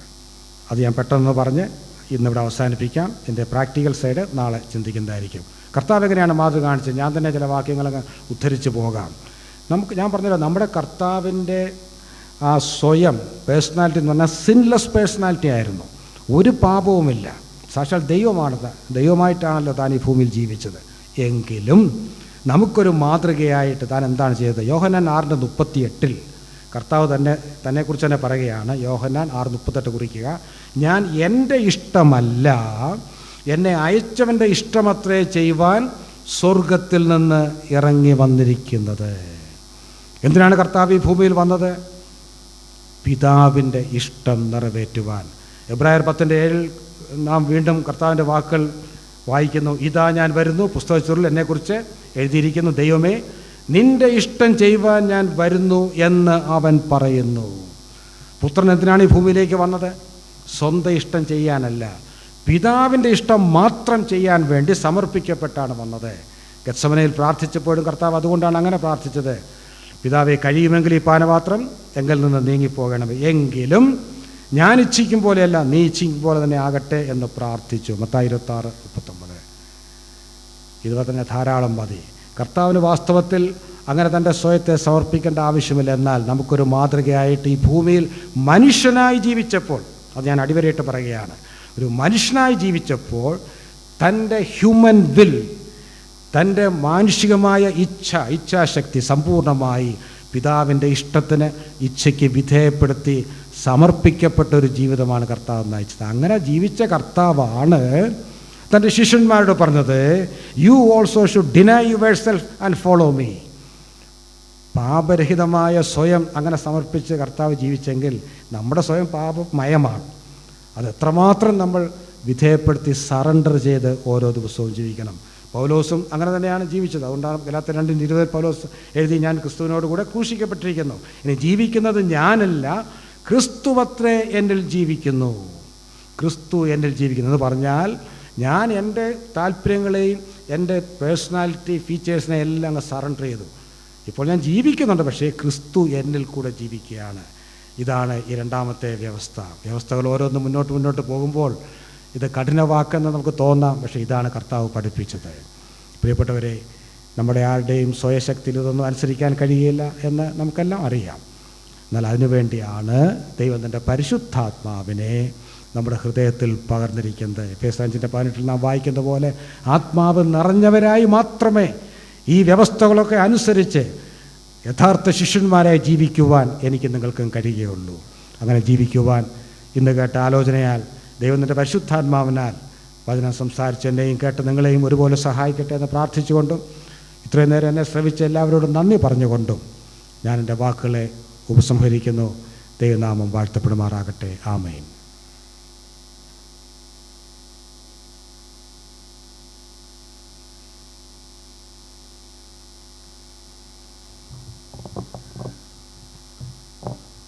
അനുഗ്രഹിക്കപ്പെട്ട തിരുവചന സത്യങ്ങൾ ഇന്നും നമുക്ക് കേൾക്കുവാൻ കർത്താവ് സഹായിച്ചു. ബൈബിൾ സ്റ്റഡിയുടെ രണ്ടാമത്തെ ക്ലാസ്സുകളാണല്ലോ ഇന്ന് നമ്മൾ കേട്ടത്. അത് നമ്മുടെ ജീവിതത്തിൽ വരും ദിവസങ്ങൾ പ്രായോഗികമാക്കുവാൻ കർത്താവ് നമ്മളെ സഹായിക്കട്ടെ. ഒരു കാര്യം ഓർപ്പിക്കുവാൻ തക്കണം ആഗ്രഹിക്കുകയാണ്. ഈ ബൈബിൾ സ്റ്റഡിയുടെ നോട്ട്സ് നാളെ ഇവിടെ വിതരണം ചെയ്യുന്നതായിരിക്കും. ഒരു കുടുംബത്തിന് ഒരു നോട്ട്സ് എന്നുള്ള നിലയിലാണ് വിതരണം ചെയ്യുന്നത്. അത് എല്ലാ പ്രിയപ്പെട്ടവരും അത് വാങ്ങിക്കണം എന്നുള്ളത് പ്രത്യേകിച്ച് ഓർമ്മിപ്പിക്കുന്നു. വരും ദിവസങ്ങളിൽ നമുക്ക് കൂടുതലായിട്ട് ഈ കാര്യങ്ങൾ പഠിക്കുകയും മനസ്സിലാക്കുകയും ചെയ്യാം എന്നുള്ളത് ഓർമ്മിപ്പിക്കുകയാണ്. നാളെയും നമുക്ക് 6:30 മണിക്ക് പാട്ട് ആരംഭിക്കും. 7 മണിക്ക് മുമ്പ് തന്നെ ബൈബിൾ ക്ലാസ് ആരംഭിക്കുന്നതായിരിക്കും. നാളെ നമ്മുടെ അവസാന ബൈബിൾ സ്റ്റഡിയാണ്. എല്ലാ പ്രിയപ്പെട്ടവരും കടന്നു വരണം എന്നുള്ളത് പ്രത്യേകിച്ച് ഓർമ്മിപ്പിക്കുന്നു. ഇന്ന് കടന്നു വന്ന എല്ലാ പ്രിയപ്പെട്ടവർക്കും കർത്തൃനാമത്തിലുള്ള നന്ദി അറിയിക്കുന്നു. പ്രത്യേകിച്ച് ഡോക്ടർ വർഗീസ് ജോൺ അവറുകൾക്കുള്ള നന്ദിയും അറിയിക്കുകയാണ്. നമുക്ക് പ്രാർത്ഥിച്ച് ഈ മീറ്റിംഗ് ഇവിടെ അവസാനിപ്പിക്കാം. പ്രാർത്ഥനയ്ക്കായിട്ട് സഹോദരൻ VK എബ്രഹാം ബൈബിൾ സ്കൂളിലെ ടീച്ചറാണ്. പ്രിയ സഹോദരൻ കടന്നു വന്ന് പ്രാർത്ഥിച്ച് ആശീർവാദം പറഞ്ഞ് ഈ മീറ്റിംഗ് അവസാനിക്കുന്നതായിരിക്കും.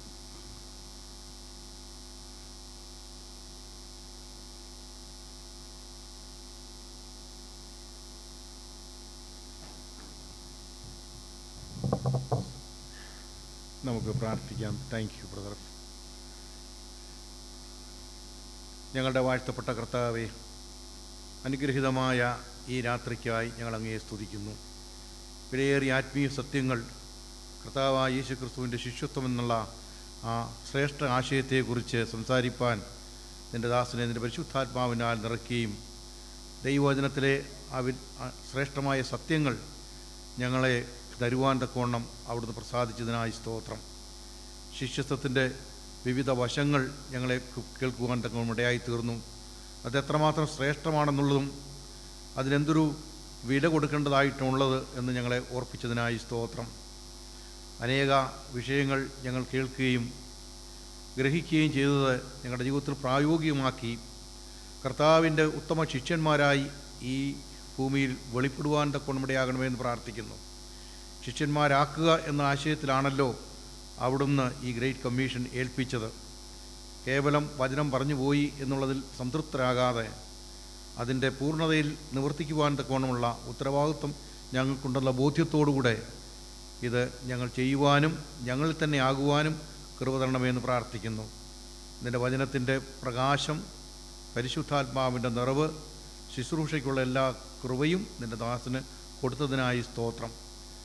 ഇത് കേട്ട വചനം ഞങ്ങൾക്കാർക്കും വൃഥാവായി പോകാതെ അത് ഞങ്ങളുടെ പ്രായോഗിക ജീവിതത്തിൽ ഞങ്ങളുടെ ആത്മീക ശുശ്രൂഷ വേളകളിൽ അത് പ്രതിഫലിക്കുവാൻ ഇടയാകണമേ എന്ന് പ്രാർത്ഥിക്കുന്നു.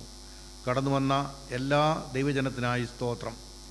ഇങ്ങനെയൊരു ശുശ്രൂഷ ഇവിടെ ചെയ്യുവാൻ തക്കവണ്ണം ഇവിടെയുള്ള ദൈവജനത്തിനും ഇവിടെയുള്ള സഭകൾക്കും കൊടുത്ത ആത്മീകമായ പ്രേരണയ്ക്കായി സ്തോത്രം. അതിനെ കർത്താവ് മാനിച്ച് ഇതിനെ അനുഗ്രഹിക്കുമാറാകണമേ എന്ന് പ്രാർത്ഥിക്കുന്നു. കടന്നു വന്ന നിൻ്റെ എല്ലാ ജനത്തെയും എല്ലാ സന്തോഷത്തോടും സമാധാനത്തോടും ദൈവവചനത്തോട് അനുസരണം കാണിക്കണമെന്നുള്ള പൂർണ്ണമായ ആ മനോഭാവത്തോടും കൂടെ ഇവിടെ നിന്ന് ഞങ്ങൾ കടന്നു പോകട്ടെ. അവിടുന്ന് അനുഗ്രഹിക്കുക എന്ന് പ്രാർത്ഥിക്കുന്നു. സമാധാനത്തോടെ ഞങ്ങളുടെ ഭവനങ്ങളിലേക്ക് മടങ്ങിപ്പോകുവാനും നാളെയും കടന്നു വന്ന് ഈ വചനം കൂടുതലായി കേട്ട് ഈ വിഷയത്തിൽ കൂടുതൽ ഞങ്ങൾ ഗ്രാഹ്യം പ്രാപിച്ച് ഞങ്ങളുടെ ആത്മീയ ജീവിതത്തിന് അധികം പ്രയോജനവും ഉണ്ടാകുവാൻ ഇടയാകണമെന്ന് പ്രാർത്ഥിക്കുന്നു. കൂടുതൽ ആളുകൾ കടന്നു വരുവാൻ ഇടയാകണം. എവിടെയെല്ലാം ഇരുന്നുകൊണ്ട് ഈ വചനം കേട്ടോ എല്ലാവർക്കും അനുഗ്രഹമായി ഈ ആത്മീക ആഹാരം, ആത്മീയ പോഷണത്തിന് മുഖാന്തരമായി തീരണമെന്ന് പ്രാർത്ഥിക്കുന്നു. നിൻ്റെ ദാസനെ മുറ്റും അവിടുന്ന് ശക്തീകരിക്കണം. കൊടുത്ത കൃപയ്ക്കും ശക്തിക്കും ആത്മപ്രകാശത്തിനുമായി സ്തോത്രം. സമാധാനത്തോടെ ഞങ്ങളെ അയക്കണമേ. നാളത്തെ ദിവസം ഞങ്ങൾക്ക് എല്ലാവർക്കും കടന്നു വന്ന് എന്നെ മഹത്വപ്പെടുത്തേണ്ടിയാവും പ്രാർത്ഥിക്കുന്നു. അവിടെ തന്ന അനുഗ്രഹത്തിനായി സ്തോത്രം. എല്ലാ മഹത്വവും അവിടുത്തെ അർപ്പിച്ചുകൊണ്ട് ഞങ്ങളങ്ങേ മഹത്വപ്പെടുത്തുന്നു. ഞങ്ങളുടെ പ്രാർത്ഥന കണ്ടതിനായി സ്തോത്രം. കർത്താവായ യേശു ക്രിസ്തുവിൻ്റെ വിലയേറിയ നാമത്തിൽ തന്നെ. പിതാവായ ദൈവത്തിൻ്റെ സ്നേഹവും കർത്താവായ യേശു ക്രിസ്തുവിൻ്റെ കൃപയും നമ്മെ ആശ്വസിച്ച് വഴി നടത്തുന്ന പരിശുദ്ധാത്മാവിൻ്റെ നിരന്തരമായ കൂട്ടായ്മയും സഹവാസവും നമ്മോടും നാം ഓർത്ത് പ്രാർത്ഥിക്കുന്നതിനോടും ദൈവവചനം ശുശ്രൂഷിച്ച പ്രിയ കർത്തദാസനോടും കൂടെ ഇപ്പോഴും എപ്പോഴും ഉണ്ടായിരിക്കുമാറാകട്ടെ. ആമേൻ.